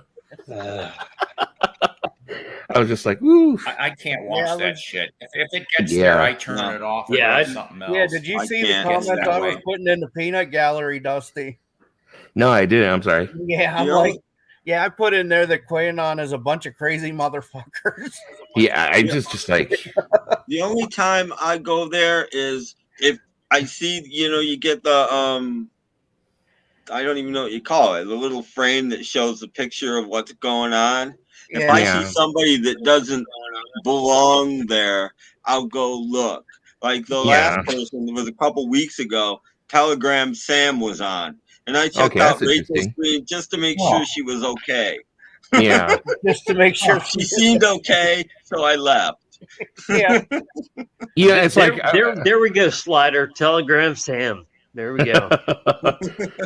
I'm just getting to the point where their stream is like, it's just, I'm not interested in it anymore. And it's like, I'll say it on anybody's stream because if she ever called me, I'd be like, yeah, I'm sorry, I don't come here anymore hardly. It's not entertaining anymore to watch James and watch him sit there and eat his dinner or his lunch or whatever, and hear you guys. It's not entertaining. I haven't watched her in 6 months. Yeah. Probably. Well, yeah. I mean, you watch like James sit there, and it's like he's heard like trained monkey. She's like, James, read this here, like this, what's this person saying? You're my wingman. Say this. Yeah, well, I mean, there's a lot of people I've noticed in the VC. They don't want to say anything about her, and they want to be like. But I'm like, she's pulling in 60 viewers. That's not the whole VC. 60 viewers, not the whole VC. And I know that when me and Mason I was in Mason's stream yesterday or the day before when he was up against Rachel's stream, and I think she took it personally because they were like, spying on the stream. And I was like, the only reason why we're in this stream is because we're able to be up on panel and we're talking amongst each other.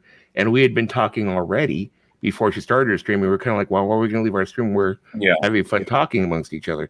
It was nothing against her, but she had some people that were over there kind of like, oh, well, Mason's over there streaming. Like, how dare he stream while you're, on or whatever. And I was like, no, it wasn't even like that. It was like, we like Rachel. Right. She was kind of giving him shit tonight about that on Davis's chat. Yeah, and it's like, that's not what it was all about. It wasn't about like, we're going to take her down. Oh, no, it wasn't about that. We're just like doing our thing. But when I do a stream, I just want to stream and talk to my friends. And if people want to watch, that's okay. If nobody's watching, I'm still going to be there talking anyway. I don't do it for that. I do it to hang out. Yeah, right. It's like we're all just having a good time. It's not for the views. Exactly. Yeah. Yeah. This is not like a fucking competition, between like anybody, No. Yeah, I Right. mean, the one thing I'm noticing is I think just people that are concerned about subs and how they're coming across and how they're being represented to the rest of the vinyl community in order to build up the subs. That's what I think it is. And like in most of the chats that I go to, it's like I don't give a shit. I don't give a shit. You want to sub to me? That's great. You don't. Right. I'm in there. What Mason's content? Mason's channel is what? Mason M. Mason M. Mason.m. I think. Yeah. Yeah. Yeah. Mm-hmm. Yeah. And I was surprised to see you there, Beans. Well, after Mayo's stream, I was like, Mm-hmm. was it Mayo's stream he was on? Was Mason in Mayo's stream? Yeah. Yeah. Okay. Yeah, that was where he started out. Was on Mayo's stream, I think. Which is like why, which is why at the end, like I started talking about the Beach Boys because I knew that would set him off for like a good 3 hours. Right. I even texted my sister in North Carolina. She was watching because I'm like, watch this. I'm like, I'm talking to this guy about like the Beach Boys. I said I mentioned the Beach Boys, so now for the next 2 hours, that's all he's gonna want to talk about. I'm it's going to totally derail this whole stream, I remember the first time I was ever on stream with him. We were talking about stuff, and he goes on to explain the, Beach Boys adult child thing. And I'm like, look, you and I both know what that is. Let's just spare everybody else. Yeah, I mean, I love the Beach Boys. Like, I probably know more about them than he does, seriously. But I'm not gonna be a fucking idiot about it. I know what's good and what fucking sucks. I'm not gonna say everything they ever did was great. I'm not gonna be sitting here for 3 hours talking about the Beach Boys with you. I think I have but it's fun. About this is even if we all like a lot of the same things, there's certain things we do and don't like. But it's fun to wind him up and let him go. True. True. The thing is that we're all here. I'm sorry. Go ahead. Go ahead, Captain. Go ahead, Dusty. No. Go ahead. I was stepping over. That's why I always fuck with him about John Stamos and tell him that John Stamos is the greatest Beach Boy. Oh my god! Just to get him wound up.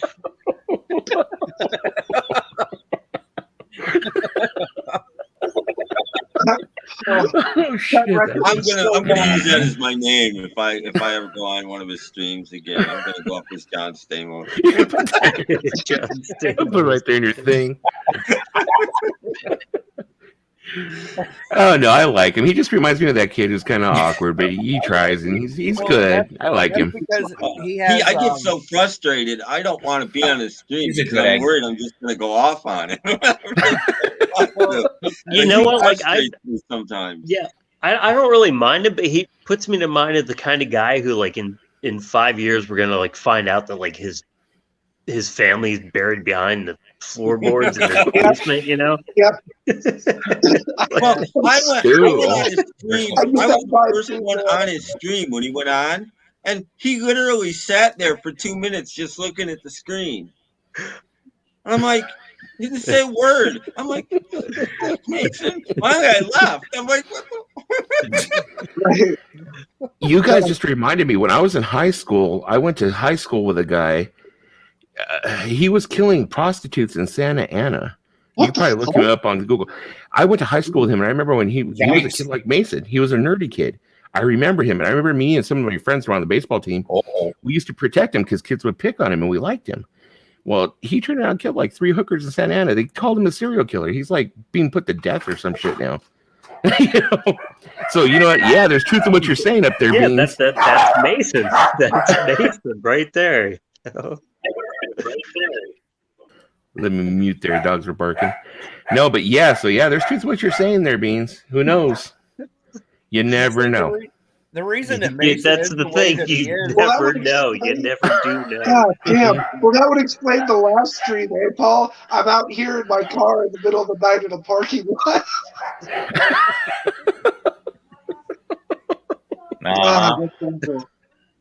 Yeah. Oh boy. There you go. The seeds have been planted.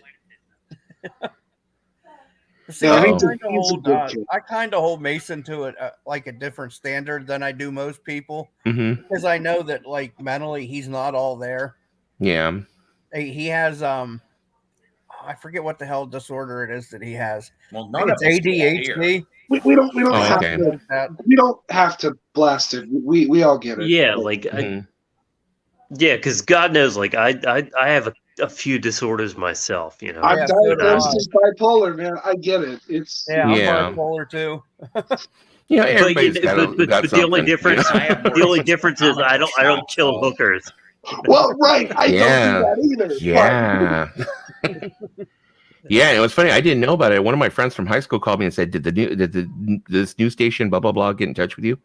And I was like, "No, why?" And she goes, "Remember Dean blah blah blah whatever." And I was like, "Yeah." And she goes, "Yeah, he was killing hookers in Santa Ana. They're probably gonna get a hold of you and ask you about him in high school or blah blah blah." They called me, and I was like, "No, they never called me." I was like, "Shit," and I looked it up and I was like, "Holy shit!" You know, he was killing them and sticking them in garbage dumps and stuff. I was just like, wow. I never thought that out of him. You know, but like I said, you never know. Expect. Yeah, obviously. Always the last guy you'd think of. Now, I know Captain Spaulding's going to go look up because I know it's something that interests him. What's the name? Every time they interview the neighbors, they're like, he was so quiet.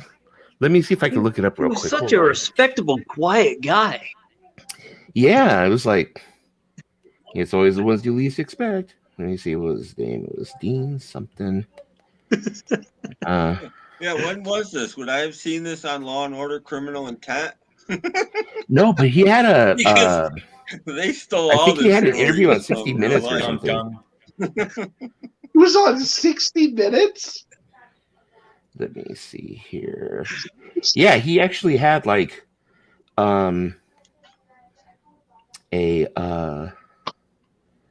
Is his name Steve Gordon? Yeah, there it is. Steve Gordon Dean, I think. Jeez. Yeah, Stephen Dean Gordon. There it is. Yep. He killed like 5 people. Well, Yeah. he just sounds creepy anyway, that name. Yeah, and when he had a GPS on, he was doing this, checking in. I was like, wow. Yeah, right over here in Santa Ana, not too far from me, because I'm right over here in Irvine. He's like right over there. I was like, okay, glad he didn't like say, let's get together for lunch.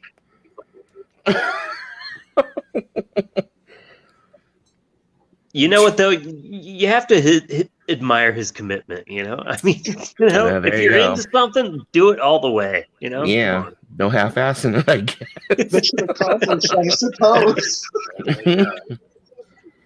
Yeah, I think he was sentenced to either death or life, one of the two. Yeah, you just obviously. Can't kill a hooker half-ass. You got to go all the way. You know. no, you gotta go all the way. You can't just half kill a hooker. Yeah. Yeah, it says when he was killing those hookers, he was homeless. Yeah. Mm-hmm. Yeah, it was him and another guy, I guess. I don't know who the It's other guy was. just a lazy but- fucker that half-ass kills a hooker. Yeah, I mean, And who when only half kills a hooker? You know, I mean, come on. And when he went to court, he tried to blame it on the other guy. The other guy was kept on making me do it. The other guy kept on making me do it, and I was like, nah, I don't think so.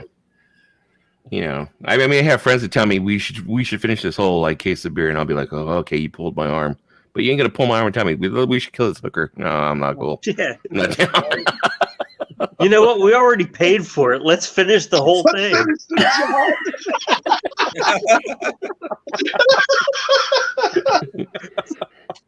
job. Captain Spaulding's all. That's It's like just buying a cheap Whopper meal and not eating the We gotta fries. finish them all. God, I All was that. thinking about that. I wasn't bold enough to say it. You beat me to it. It's like they're sitting in the front seat looking at each other, and one guy goes, "You gonna finish that?" But It's like, no, go ahead. see, Mason looks more like the Jeffrey Dahmer type to me. Doesn't he? Yes. Jack Hooker. Well, you were cracking jokes about that, weren't you? In the stream, you were saying that about how he looks like Dahmer. He looks like a baby Jeffrey Dahmer. Uh-huh. Better watch it, Captain. He's gonna knock at your door one day. Oh, You're like, God. Hi, Captain. How are you doing? Can I come in and stay with you for a while? We'll listen to my Pet Sounds album. I open it and he says, "It looks like there's an awful lot of meat on your bones. I know to run." We're just gonna sit right here. Let's and go we're in the gonna basement and Love listen to the You. Beach Boys loudly. Right. We're gonna play No one Love can You hear on us. repeat, and you're gonna like it. Cling, clang, cling. Oh, he's gonna bring Richard with him. Richard's gonna be with him with his mom. Oh no, is Lisa still in the room? She's gonna start doing her impersonations. I wish I was drinking, John. I'll tell you that. Richard. It's like funny. You just even mentioned the name Dolan, or you mentioned Paul McCartney. I was in here. Richard.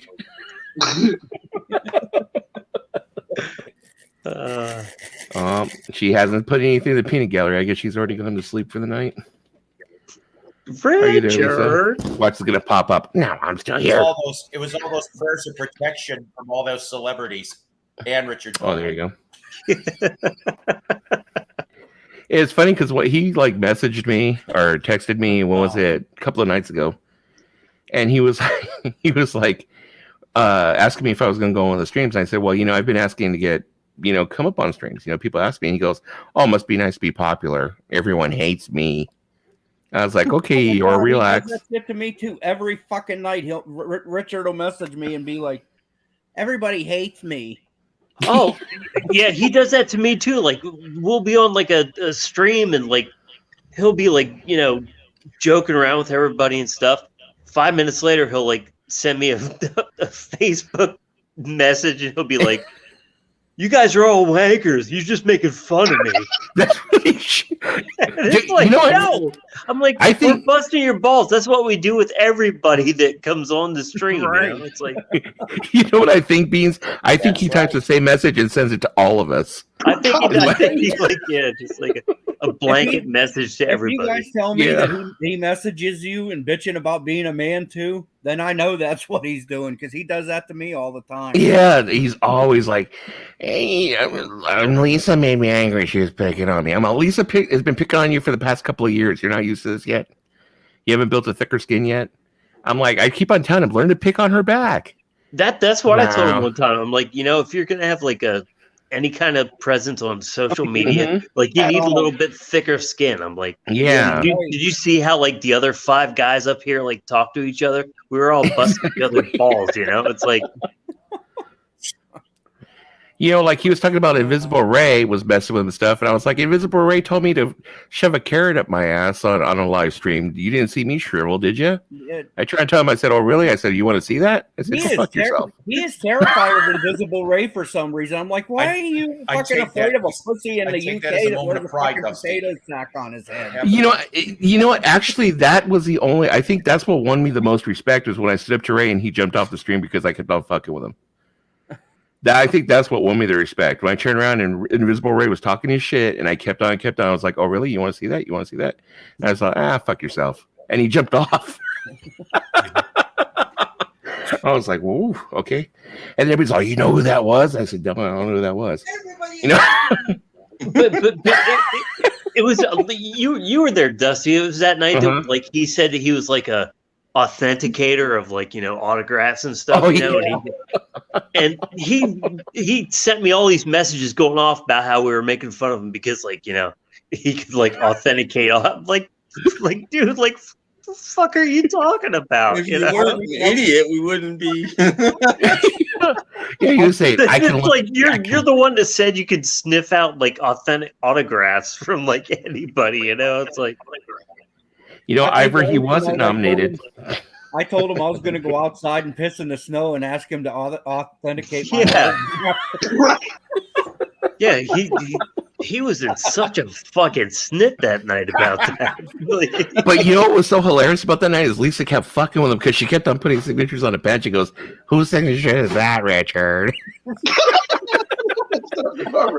And she like wrote like Queen Elizabeth and a couple other ones.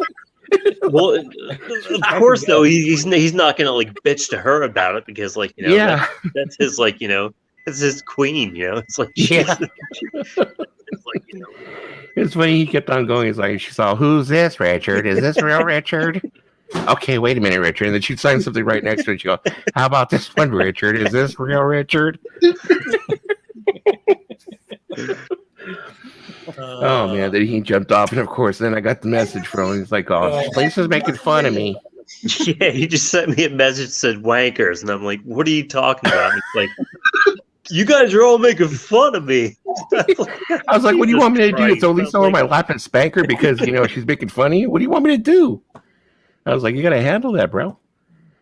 Richard, we love to bust your balls. Just like I don't mind when my balls get busted. I don't give a shit. It's every night he'll send me a fucking message and all it'll say is men suck. I'm like, you do know you're a man, right? He's like, I can't help that. I told him, I'm a big fat guy up on here. You know what? I'm pretty sure people are tearing me apart. I said, I don't care. So what? I wouldn't be on here if I didn't have a thick enough skin to be up here. You know what I mean? Right. Yeah. It's like, let it go. If you're going to put, when you're on the internet, you're running it up the flagpole to see who salutes it, but you're also seeing who's going to try and tear it down. That's just as simple as it is. Get with it, No. That's just how it is. Well, that's like, I don't know how many like messages like we spent back and forth like trying to quell this whole like him and Tom Hunyadi thing. Oh, like, oh my God. Because one night I went on a stream and was like talking to Tom, and like Tom and I are friends and stuff, and like, but like he's like, how could you? I'm like, look, I don't know what he said to you. I don't know what your beef is. Like, I wasn't there that night. Like, but I'm like, I was. I'm friends with both of you, and like, but like, just get over it. Like, just fucking deal with it. Talk to him. If you have a problem with him, talk to him about it. I was on screen doing this. Yeah, I was there too. If you remember, it's like it was a big misunderstanding. Tom said something, and Richard took it the wrong way, and it's like Richard started it, in my opinion. Yeah, he did. But yeah, no, I agree. I hate it when people when two people have an issue, and then you're friends with the other person, and it's not like automatic malice. Like, your problem's your problem, not mine. Yeah, exactly. People are like that. Like, I shouldn't even have to explain that, but I get that shit all the time. People are like fighting with each other, and they want me to pick sides. I'm like, I'm not picking fucking sides. I'm friends with both of you guys. I get that shit at work all the time. It's like, look, I get it. You have an issue with the boss or another coworker, but like, look, don't take me having a laugh with them as like picking a side, bro. It's just not. Yeah. I just figured it this way: if they haven't stabbed you or shot you or done something horrible to you, where I can say, "Oh, they're a horrible person," I'm not gonna fucking get involved. Right.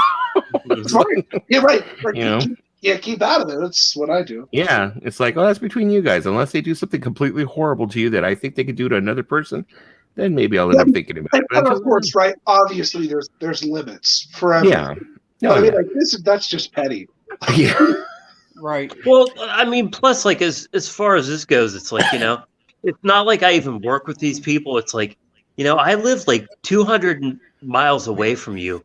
I've never met you. Like, I don't know you. Like, I don't care. Like, you're here, he's there, I'm here. You guys work it out, and like, if you can get back together, like, then go ahead. But like, right? I don't care.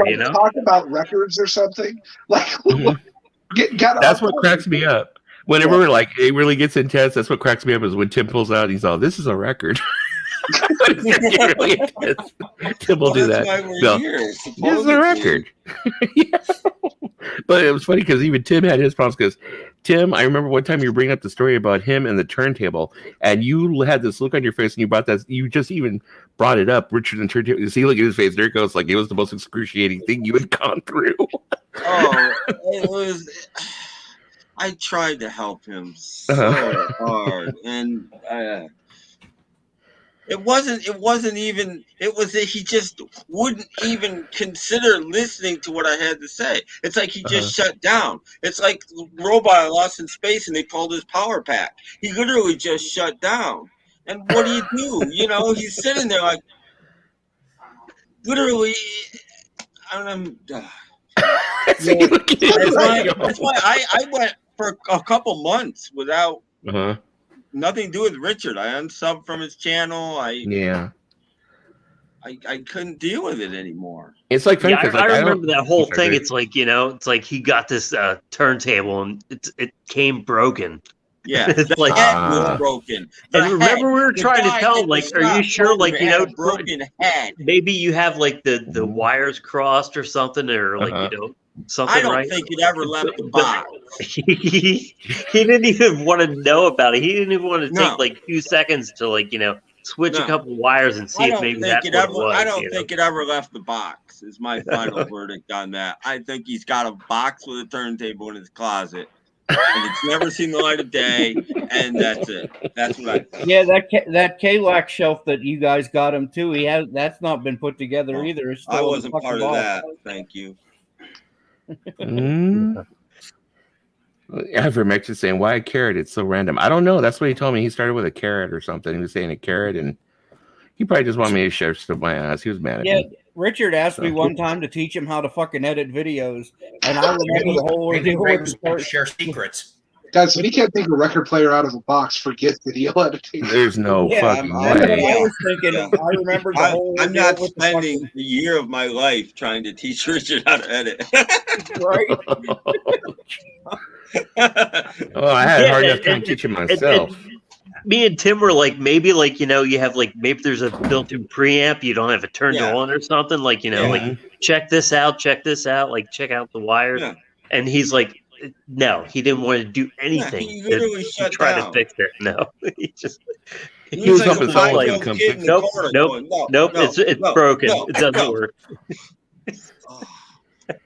Sounds like he wanted someone just to come do it for him, is what he wanted. Oh, I'm sure. Mhm. Sure. Only person in Pennsylvania though is Captain. Captain would have went over there and helped him out, Captain. No, that's I'm like 3.5 hours west of him. I'm also Honestly, Dusty, if I was like a little closer, I would go over there and set everything up for him. Mm-hmm. Kevin, can you smell him on a windy day? I can. That's why I no longer go outside. in my house to protect myself. Oh Stay inside. Wow. Yeah, because he was like with his live streams, he was telling me he didn't want to do the live streams anymore because he had so many trolls. And I said, why don't you keep booting people out then? Take control of your channel. For one thing, you got a bunch of jackasses who have wrenches that shouldn't have them. He doesn't. They might be subbed to him, and then they'll unsub if he kicks them out. I don't understand his whole thing with subs, and he's not monetized. If he was monetized and got a lot of views, making money from it, I'd understand.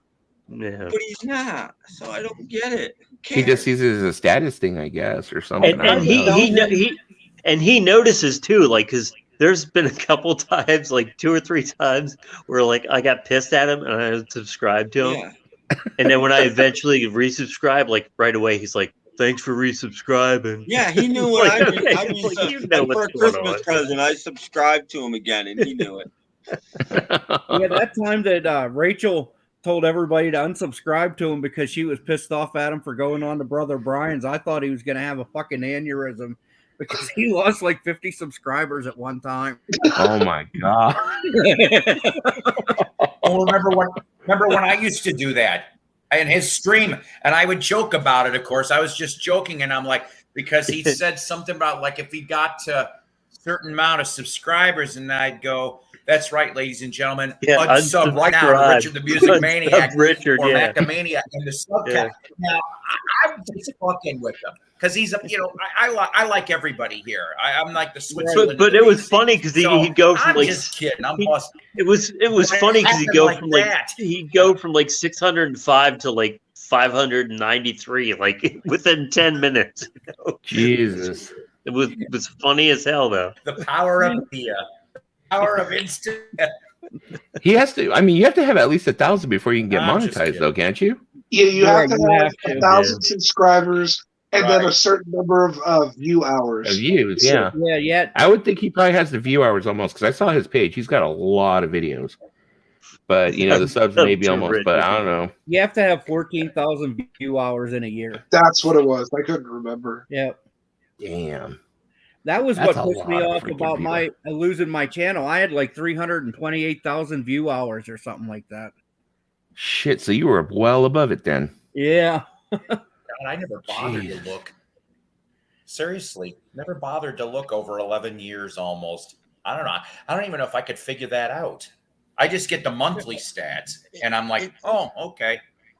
It doesn't matter. Honestly, I checked out monetization once, and it told me for every video how much money I would have made if I was monetized, and every single video was $0.00. yeah, I was about to say, like, no offense to anybody, but like the kind of stuff we do, you wouldn't be making any money on it. No, not at all. No. That's why I also put the Manson Right. stuff on my channel, because it gets me views and it gets my view hours up. Wait, what? Yeah, I post a lot of Killing Charles over the Manson Manson. stuff on my channel. I Oh. thought everybody in the VC knew that. Look, I'm kind of an outsider, so I didn't really know that, but that's cool, man. Yeah. I've got the Lie album. That's about it. But yeah. Yeah, I don't think anybody in the VC is making money unless you're vinylized or too many records, or Right. that's about it. I think those are pretty much I the would only never ones. monetize my channel think a anyway. I'm little. not going to Joe fucking let makes some YouTube money. dictate to me what's going to go on my channel and what's not going to go on my channel. They can fuck off. yeah, that's part of it too. Because like you can't go with the TOS and all that. You got to moderate what you say, or you lose monetizations. Fuck that, dude. You know. Yeah. And it's not like they're paying you a whole fucking lot anyway. I think it's a penny a view or something crazy. It's like, Yeah. If And that, then they have to watch it for so many minutes too, don't they? yeah. Yeah. yeah. Yeah, me, Mr. Mail, like Tim was saying. Tim's name. I'm sub to Richard. No. Well, I mean, yeah, like I love that sub to Richard. I think probably like on Mayo's biggest video, he probably made like $30 or $40, which is like after it's been up for like 6 months, And it's okay. It's nice second little income. Yeah, I mean it's something, but it's something. Yeah, most of his videos I like to watch are when he goes to the record store and when he does the flea market finds. That's what I like to watch. Oh, I like to watch those also. I used to like the record store videos a lot more. Too much Don now for me. Yeah. Yeah. But I used to watch those. You know what I miss? I miss Corey. I used to love when most Corey. of the cool cats aren't on there anymore. There used to be another guy that worked there that would be on there once in a while. He doesn't work there anymore. Other people work there, but they don't want to be on, so you never see them. Well, there used to be Corey and Nick. But, Nick passed away. Yeah. But I know that somebody else works there, but Corey, you never see Corey anymore. I used to love Corey watching anymore. Didn't they used to do things once in a while. Joe and Joe would go off. Oh, they go out for lunch or something. You don't see that anymore. Nick wasn't the older one who was always like eating all the time, was he? No, that's Joe. That's the guy that owns this. No, Nick. Nick was slightly heavy set, not bigger guy, black hair, didn't look that old. Yeah, I think he was probably like 40 to 45 years old, maybe. Yeah. Most. Didn't Richard Dolan start out on Mayo's channel as like calling into the record store and shit like that? Really? I think he did. Well, I first saw Dolan. I met Dolan going through drive-thrus. He'd take his phone and be going through drive-thrus, Burger King and Taco Bell, is part of Joe's stream. And I'm like, who the hell is this guy? And they'd egg him on to come up. And then he'd come up and he'd always be in a drive-thru at that point in time. I never, is that all this guy does is go through drive-thrus? I think it's funny when me and Mr. Mayo will turn around and say, I'm going to do Gene Simmons going through a drive-through food place. And then he'll go through and it's like, he doesn't really sound like him. His impersonations aren't all that great, but it's funny. He'll be like trying to do Gene Simmons going through a thing and be all, I'd like a Taco Bell Grande and with extra cheese. It still sounds like the New York accent. It's like, it's still got that twang of the New York or whatever. And plus that stuff's all staged beforehand because they ask him. They ask him for a name. When's the last time you went through a Burger King drive-thru and you ordered your food? And you're like, okay, can I get a name for that? It's like, no, it's like, that doesn't happen. Yeah, he stages it, and it's I remember one time he did what his pet peeves were about the vinyl community's videos. Like he was like saying, he's all, well, if I jump on a video and you have a long intro, he's all, you lose my attention. I'm not going to go ahead and I'm not going to see it past that. I'm going to go ahead and I'm going to log off. He's all, if you like he had these things he kept saying, I can't stand this and I can't stand that. I can't stand this. And I was like, oh, everything you did when you first started. Okay, so don't do any of that then. My videos for a while had long intros because I was making them like once every 6 months and I hadn't seen anybody for a long time. Yeah. So I would do a long intro because, you might not know who I am because it's been so long, I think it's come around like full circle where now people are just going ahead and they're doing the straight videos where they just go ahead and they jump on, they say what they got to say, do what they're going to do, maybe one or two jump edits. I still say hello and that's it. A little bit. Yeah, there's a guy. Does anybody know Elvis fan in Japan or something like that? No. This guy's amazing because he comes on and first thing he'll say is Elvis GI Blues is he doesn't say hello or anything. He just starts his video. Straight to it. It's like, wow, Speaking of Asians, but no, there was this one guy that I was watching. I think his name is James Tang or Wang. He has he calls it I think he calls it like the music museum or something he has over there. He's in Hong Kong. Yeah. But I was watching him clean a record with WD-40. Yeah, that's the cringe was real. Don't buy any records from record him. with WD-40. And it's like he believes in that wholeheartedly. It's not like a prank or nothing like that. He had a Linda Ronstadt once. Did you? I took a beat up record and I waxed it with turtle wax. And it sounded, it looked really nice when I was done, but ooh, shiny. The stuff that was left on the needle after I played it once. No shit. But that's quite alarming. No, what he did was he turns around and he takes this Linda Ronstadt record and he plays it, and he like plays it, it's like crackling, and he just has the funniest it didn't matter what record. Oh yeah, like he has all these wacky ways of like cleaning records and stuff. Yeah, with WD-40. So happy together. No matter what album you put on. Well, yeah, it will make it sound good. It'll ruin your needle, and it won't be good for the record, but it will. It's like spraying water on a record. That's an old DJ trick.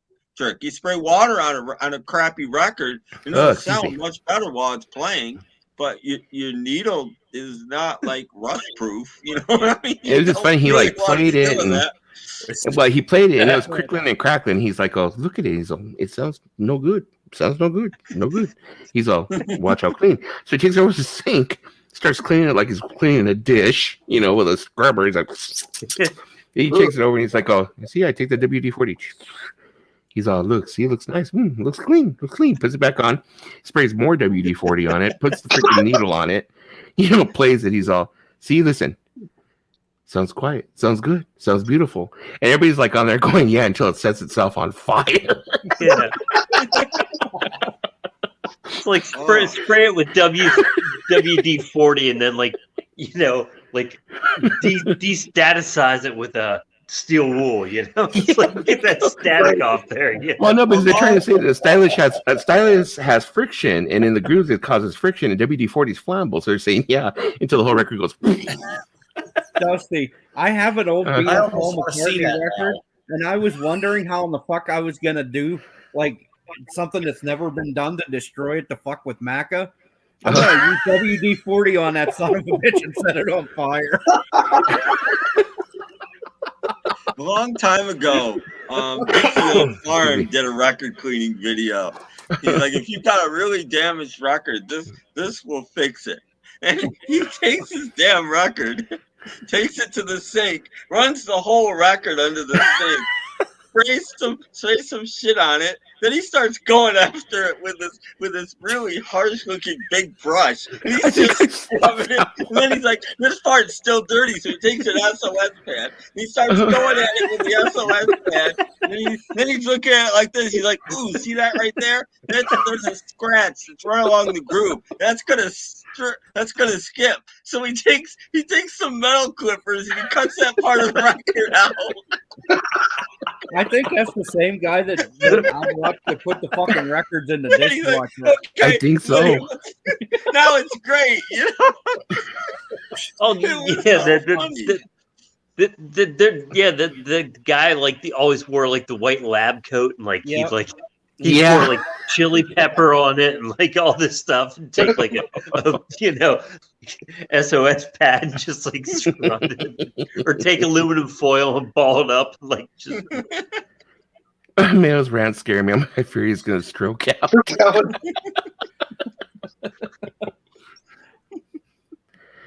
Yeah, sometimes he gets pretty fucking heated with himself. Just him and that camera. I'm like, whoa, are you okay, bro? Now I'm not it's gonna Gorilla lie. Glue. Like I've tried some weird shit with records that are like kind of scratched up and beat up to see if I can fix them. Like I've cleaned a record with Magic Eraser. I've done it with oven cleaner because somebody said that would work.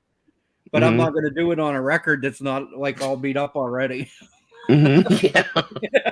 I've seen so many people take really nice records and ruin them in videos trying to actually clean it, and it's like you're an idiot for trying to have a good record, and B, you're doing it wrong. I mean, I've seen so many people. I watched a video on this, and now I'm doing it like wood glue. I saw a guy use totally the wrong wood glue once, and he put this microscopically thin layer of glue on his record. Well, guess what? That glue is permanently stuck to his record. Duh. You've seen guys use like Tester's model airplane glue, you know? Like, Jesus Christ. He's plain Elmer's. He's plain Elmer's glue and this microscopically thin layer. I'm like, your record's done for, dude. It's in the grooves. That's done. The only thing I use 75% distilled water with 25%, 70% isopropyl alcohol. That's it. Well, 75, 25. You put a drop of Dawn in that. It actually is an emulsifier. Oh, does it? Okay. Yeah, and it will help loosen the dirt and the grooves, and it will. I can't explain emulsification very well. Timsel, just do it. Do it. Yeah, no, it's just a drop in a bottle. Oh, okay. Because what I usually use spray bottle. It's 50% distilled water, 25%, 70% like isopropyl alcohol, and 25% sulfuric acid. That'll get anything out. Okay, those grooves will be clean as anything. It'll get the record out. It'll get the turntable platter out. It'll gone. I just use gasoline. Gasoline works well. It gets everything out. I really hope there are people in the peanut gallery who are like all taking notes. Oh, okay, gasoline. You know what? Okay, like there are like record stores out there. It used to be anyway. That used to use lighter fluid. I've heard of that before. Yeah, I've heard of that before. Lighter fluid, yeah. I've heard of that before also. It makes it look good. I mean, there are record stores that just want your records to look good. Yeah. There's one record store here left of the dial. He like cleans it with, he has the whole fancy set up, the machine and everything. But then around the corner from him, there's like a place that's like a piercing, tattoo, barber shop. They do everything in there. They babysit your kids. They do everything there. Well, they have a record store in there too. Basically what the guy does is he buys all the records he can, and since there was a vinyl resurgence, he just sells them, Right. And he goes by the Discogs price. He'll have a beat up Led Zeppelin, looks like somebody's like wiped their ass with it and like ran over it with their car, and he'll be like, "Oh, okay, well, Discogs it says this thing's worth like this much money, so he'll try and sell it for the top dollar." But I've gotten some records in there where I got a good deal, and I thought they were clean. I got them home, and they were scratched up to hell. They were skipping like a motherfucker. They were. Yeah. I don't know where I was going with that, but I was just saying. Yeah, when I clean my records, I do the same exact thing you do, Dusty. except I put a drop of Dawn dishwashing liquid in it. Yeah, that's what Beans was saying. A drop of what? I'm sorry. What I was saying. But I use the vinyl vac. But I do basically the same thing. But I don't. I spray it on. I use I'm sorry here. I can reach it. Hang on. I just put mine in the dishwasher. I use it on. I use it on my turntable. You know? I spin it around. I use this brush right here. This is a nice horsehair paintbrush, and I a few times around to work it in. Let it sit there a couple minutes, and I just use the vinyl vacuum it up. Go around it twice one way, once in the other direction, and it works really well. Melinda Murphy right now is having a contest. That thing that goes onto your vacuum cleaner to like a wet dry vac. Yeah. Yeah. Melinda Murphy's having a contest right now where she's giving one away. A vinyl vac? Mm-hmm. Yeah. Yeah. I'm like, why don't you give away give us some of those records you have back there? I was the first spokesman, but it only lasted a day. I was like the first I one can buy to my make a own vinyl like vac video. bag. Give me that $500 John Coltrane album you got there. Yeah, $500 MoFi half-speed mastered, only 200 in the world John Coltrane record you got back there. Me and my husband got this for the bargain price of $5,000, which we think is a little bit of money, but you know. Yeah, there it is. That's exactly what she's giving away. So I can't get it any farther, but there it is. Yeah, she does that. She shows records that are like just completely like there was one record that Frank Landry, excuse me, from 33 1/3 that he wants so bad it's made by, it's a Van Halen album called Balance. And he was talking about how it was like, this record's going for over $2,000, blah, blah, blah, whatever. Mm-hmm. And, it's one of my grails. And then I turn around and I look at one of her videos and she's like, oh, this is my haul. I bought this record. And Balance is in there like, yeah, we picked this one up and she's just tossing it like, oh, that's nothing. And this one, and this one. I was just like, damn. Yeah. She's got money, and then she's talking about, I want to buy a new turntable. I'm in the market for a new turntable. And, but I'm on a budget. So we figure we have a budget of like $6,000. I only bought the $20,000 turntable. Yeah. Look at the room she films in. That's not a budget room. I told her in one of my comments, I told her they could film Hallmark movies here. Yeah, exactly. It's funny. All the rest of us are like showing off our Kallaxes. We have these Kallaxes from IKEA that we keep our records in, and she's like, "Oh, well, I had an army or a team of carpenters come in and build it specifically for me, so now my records roll out like this, and I can flip through them." Anyway, she wrote back, "Thank you very much." You gotta acknowledge. There you go. Yeah. Oh, she's something else. Boy. I just don't relate to her. Look at this nice mini theater we have that we listen to our music in and watch them. Yeah, exactly. 5,000-foot TV screen with our like 7 leather chairs that we like relax in. I'm like, oh my god! But she's one of the faces of the VC. I mean, you got to think she's like one of the top. She's one of the heavyweights. She is. But it's like But I just don't see how people can like relate to her. I mean, because I can't relate to her. I can't watch her videos. I don't have her taste in music, right? Either, so I can't really relate to her very often. I rarely watch her videos. Yeah. I mean, I have nothing against her. It's just I'm just like I can't relate. Just can't relate. Yeah. Yeah, it's like I'm sitting on my couch eating ravioli out of the can. Showing her like exactly eight person projection room that like she has. It's like, with this $2,000 like Bob Dylan album. It's like watching her.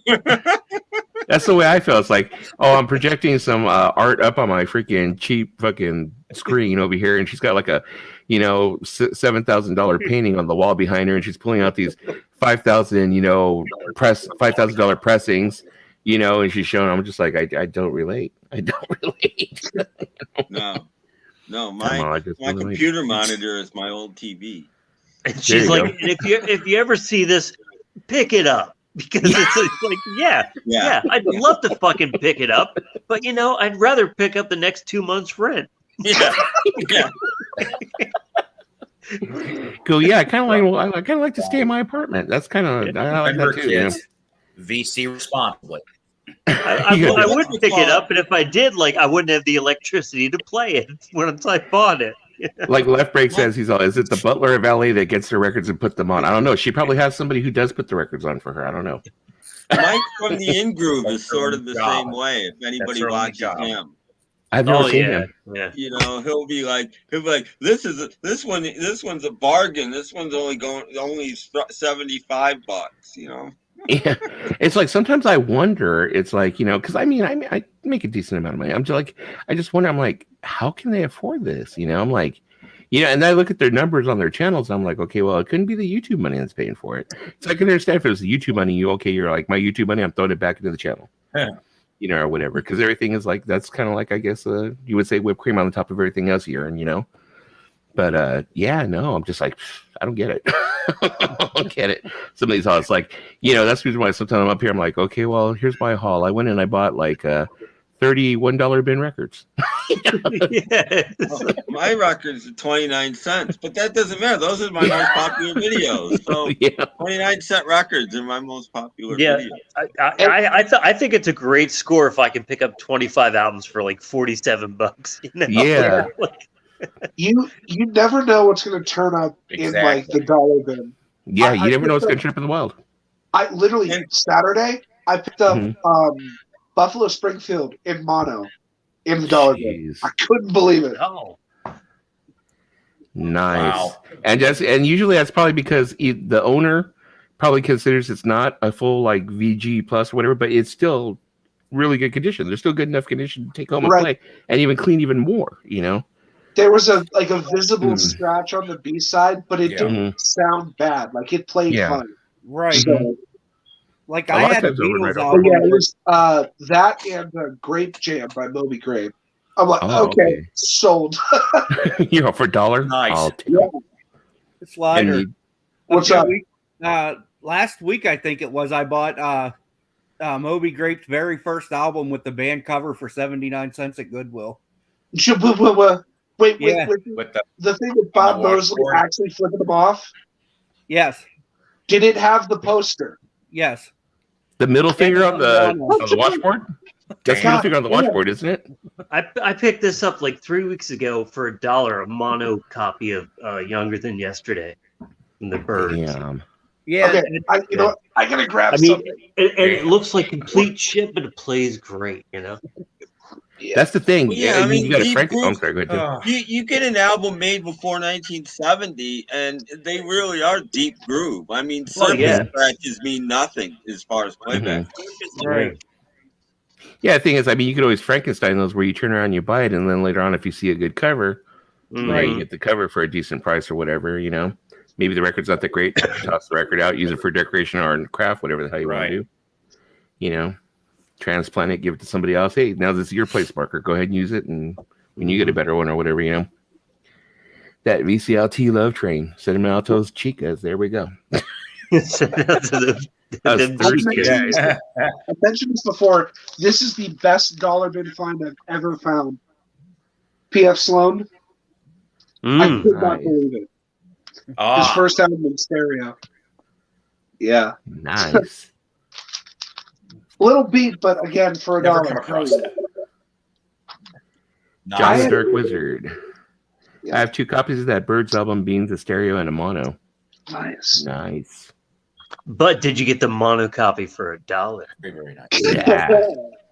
So how much did you pay for that mono copy? I got an original UK copy of Savoy Brown's first album for $3 for $1, 2 years ago or something like that. I sold it. Yeah, I mean, sorry, I got $100 for it. Yeah, it pays to dig everywhere because you never know. Like you can find like, you know, one thing you might pick up for like, you know, 79 cents or 29 cents or $1, and like it's a, you know, it's $100 album. Yeah, that's true. That was my best ever find, just monetary wise, I think. Tim's like that one guy on Pawn Stars, you know, the guy who comes in and bought something for 50 cents and he's haggling. He's all, no, I don't want to take any less than $3,000. You know, and then when they knock him down at 2,000 or 1,500. No, if you can get, no, I mean, if you can get it, get it. But I'm just saying that guy. Unlike these guys that want like 5,000 and like the expert comes in and says it's worth like $1,500. It's like, well, you heard my expert. What he had to say. What do you want for it? $5,000. It's like yeah, okay, right. Like the one guy who came in with a Led Zeppelin record that was signed by Robert Plant, John Bonham, and John Paul Jones on the back, and Jimmy Page is signing on the front. And he wanted to sell it for like this outrageous amount of money. He's like, no, I can't pay that much. He's all, because if you had Jimmy Page, if you had all three of them on the front, all four of them on the front, or all four of them on the back, he's all, it'd be worth it. But he's all, it's not worth it because you got three in the back, one in the front. Mm-hmm. He's all, but it's still signed. He's all, couldn't they just spin it? But yeah, I forgot he gave him like under $1,000 for it. And I was like, Jesus, somebody offered me under $1,000 for a signed Led Zeppelin first album, first press. I would have socked him in the face. I'd be like, and I like how like these people don't know how like business works because like their expert comes in and says it's worth like oh you guys can get $3,000 for it. And then they're like, well, how much you want for it? Well, your expert said 3,000, so 3,000. Like, like he's not going to make any profit at all. It's like you just want me to take it for you and just. But watching that show for so many years, I'm starting to be able to call the prices. Like if somebody says, "Oh, you'll get $3,000 for it," as soon as he turns around, I'm like, "Oh, he's going to give him like $1,200 or $1,300 for it." Well, see, that's any whether it's a record store or like any kind of like place that deals in used stuff, they're gonna try to give you like 50% of what they can get for a quarter. If you want to make money, this was back in the 80s. Now it's probably more. But if you want to make money, you give them a quarter of what you're gonna sell it for, maximum. That's the maximum. You're gonna sell a record for $4, you give them $1. Yeah, that's maximum because you gotta keep the lights on. You got employees. You got rent. Yeah. It's a business. Yeah, you heard my expert. It's worth $7,000. I'll give you 12 cents. and for trade, you give them like a third. Mm-hmm. Because you got to think, if you end up taking a record in, you got to pay someone in your shop to clean it, price it, put it in plastic, put it out. It might sit there for 2 years before you sell it. I mean, Yeah, no, it makes sense. Most definitely. And you have to pay Chumley to go out and like find Bob Dylan and have him sign it. Yeah. Thank God that Bob Dylan just always walking around outside your door. Thank God. Otherwise, that would be very hard. Yeah, Bob Dylan's in town this week. Oh, there he is. Yeah. Yeah. I read a thing that he got arrested because somebody thought he was a hobo. He got picked up for vagrancy. So this was in like 2000. Yeah. Yeah. Somebody. Dylan. Yeah. Yeah, he got picked up because like he was like walking in some neighborhood wearing like a gray hoodie, and just like walking around, and he was like looking at a house.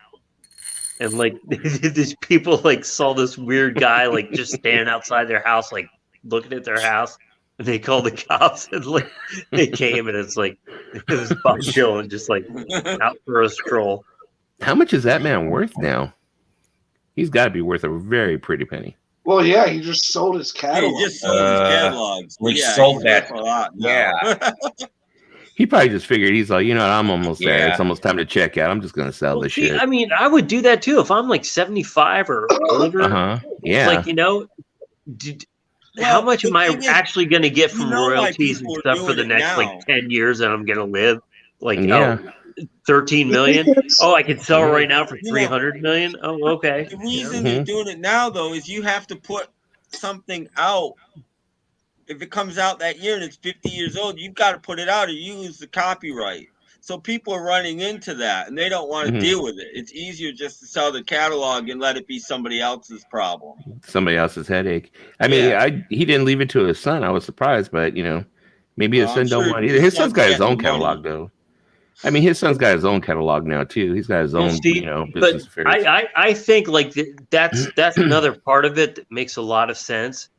Because all these musicians that die and like all their siblings and stuff, like all their like offspring, like fight for years over like who, If you say, look, I'm going to sell this to Sony for $400 million, Sony owns it, you guys are going to get like this much, then they can't, like, it's not going to split a family apart. Like, how many families have been split apart by, like, fighting over a will, That's true. But if they already say, like, hey, like, Sony's going to own this for the next 100 years, and you guys get like this much, this much, this much, I mean, does Jackson still does the Michael Jackson estate still own that Beatles publishing? I'm sorry. No, I think Paul got it back, right? He did get it back. No, it was sold to the record company. No, he like Michael Jackson sold a good part of it before he died. Right. Oh, okay. When he died, the family sold the rest back to the record company. Oh, okay. Yeah. Because I figured if it was still in the estate's hands, I figured that Paris and Prince would go ahead and do the proper thing. They seem like owns 25% of that. No. She does. Yeah, she has since 2000. Because the law states at 20 years after the writer, the copyright holder dies, the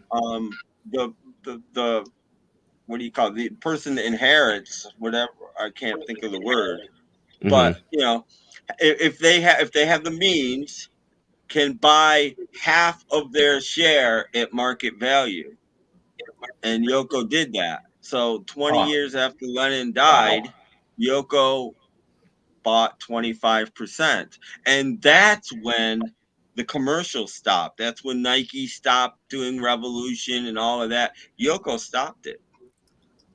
Good for her. Damn, I didn't know that. Yeah. She's still fucking Julian. Ironically, she's still not Paul giving him McCartney shit. owns 0% of Yesterday, and Yoko Ono owns 25% of Yesterday. Yeah, because I know that she screwed Julian over. He didn't get anything. Yeah, but you know what? The last I saw, like, Julian's worth like $50 million. So he's of his own. Yeah, he did okay on his own. Well, he got something somewhere from his dad, Well, I mean, but he was going all over the. Didn't he have a record label? I don't know what happened to it, but he had a record label. I don't know, but like Fuel 2000 was him. Was that him? Yeah, Fuel 2000 was Julian Lennon's record label. Oh, okay. Yeah, I don't know if it's still around. I don't know. Did not know. But I do know, like, he's supposed to have a new album out this year. His first one since like 2011. Jeez. Yeah, I know that Lucy song, which was okay. He put out a single. When I watched an interview with John Lennon where he said that the one thing he regretted with Julian Lennon was that that he was giving birth to at a time where it couldn't be taken care of with a bottle of pills or a bottle in a paper bag or something like that. God damn, really? Ooh. Yeah. Yeah. Well, I know he said that Julian was born out of a whiskey bottle. That's what he said. That was what he said. He said he was born out of a whiskey bottle, and it was something that a bottle of pills couldn't take care of at the time. Jesus Christ, that's shitty. I know during the 90s though, Julian was going around crying about Yoko taking everything, and he was crying about how he had to actually go to auctions to purchase some of his dad's guitars. He did. Like he had to buy back his dad's memorabilia. Yeah. After everything, John, if that was me, after everything that John had said in interviews and stuff, I wouldn't have wanted anything. Yeah, I wouldn't have wanted anything. I would have taken my mother's maiden name. I mean, but he looked exactly like his dad. So when he came out, in a way, I mean, the Lennon name made him a lot of money because when he came out, he looked like his dad. He sounded like him. I thought more. He looked. That first record sold a lot. Nothing else did, but that first album did really well. Mm-hmm. Yeah, I thought he looked looked like him a lot more than Sean did at that time. But now Sean really looks like his dad. Oh well, I think Julian's solo stuff is a lot better than Sean's ever was, though. Right. Yeah, Sean has a lot of that influence of his mother, where he's very experimental. Yeah, he can get experimental. But I mean, you wouldn't hear him going,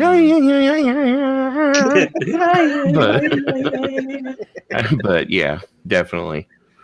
I remember one time I had said, I think it was in Rachel's stream, I had said that I had wanted to see at one time. I thought it would have been cool, just even if it was just one show, to see Ringo, Paul, Julian, and Danny get together and play some Beatles songs. And everybody in that chat acted like I had said, I would like to see Ringo and Paul be hung by gallows. I mean, they really got fucking upset. They were like, they looked at you like you said, you know what? I'd like to see Jesus crucified again. Wow. They went nuts. I was like, whoa. And then, of course, the other side was coming out going, oh, Sean, why not Sean? Sean was way better than Julian, and blah, blah, blah, blah, and da-da-da-da-da. And I was like, okay, well, Sean, grew up with the privilege. Why can't we have Julian have this little fucking moment in the sunshine? Yeah. Can't we throw him a bone one time? Yeah, exactly. Come on now. But yeah, everybody they were in an uproar. I was like, whoa, I'm sorry. I did not mean to open my fucking mouth. It was something else. And on that note, guys, we are almost at 4 hours. We are almost. This may be this might be the longest stream I've had. Period. I've got to get up early. It is 1:30 in the morning in my time, and I want to thank everybody that's here on the screen here. A couple others. I want to thank everybody, all the 8 people that are still here. I took a peeky. We had it at 18 people at one point or another. It was pretty close this time. And that means there must have been a lot of bored people.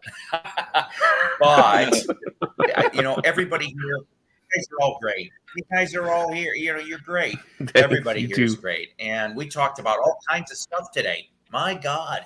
Over 4 we went through a lot, yeah. That's what I like. No, we did. And it was mostly music. So I want to thank you for that. That's right, man.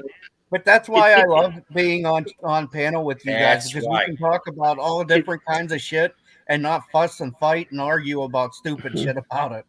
We only did a little bit of that. That's right. It seems like yesterday we started this, doesn't it? Matters is no drama.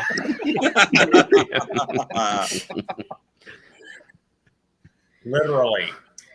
All right. So once again, thank you all for being here tonight, yesterday and today, Beetle pun intended, and everybody out there in the picnic gallery. I hope everybody has a great Monday. Who's going to be on tomorrow now? Because I'm getting confused. Is it Dusty or Cap? Who's doing a show? I think I'm gonna see if my hours are back up, and I'll go ahead and take it tonight. If my hours are back up, if not, I'll go ahead and I'll send a email to Cap. I sent an email to. I don't know how often you check your email, Captain. On Instagram, or I think it was actually through your YouTube. I think. Yeah, I can't do anything with YouTube on my Captain's channel. Oh, that's right. Okay, yeah, my bad. They got banned. Okay. Well, I'll have Lisa message you or something like that. I'll go ahead and tell Lisa. I'm friends with you on Instagram. Just message me. Oh, okay. Then I'll just message you there. I'm sorry. All right. Somebody from this off-screen on tonight later. All right. Thank you, Tim. Yes. And thank you, Paul. Miss you and love you. Thank you, Dusty. And everyone have a great Monday morning. Take care, Thanks, everybody. Bye, Psycho. Thank you, Slider. Later, guys.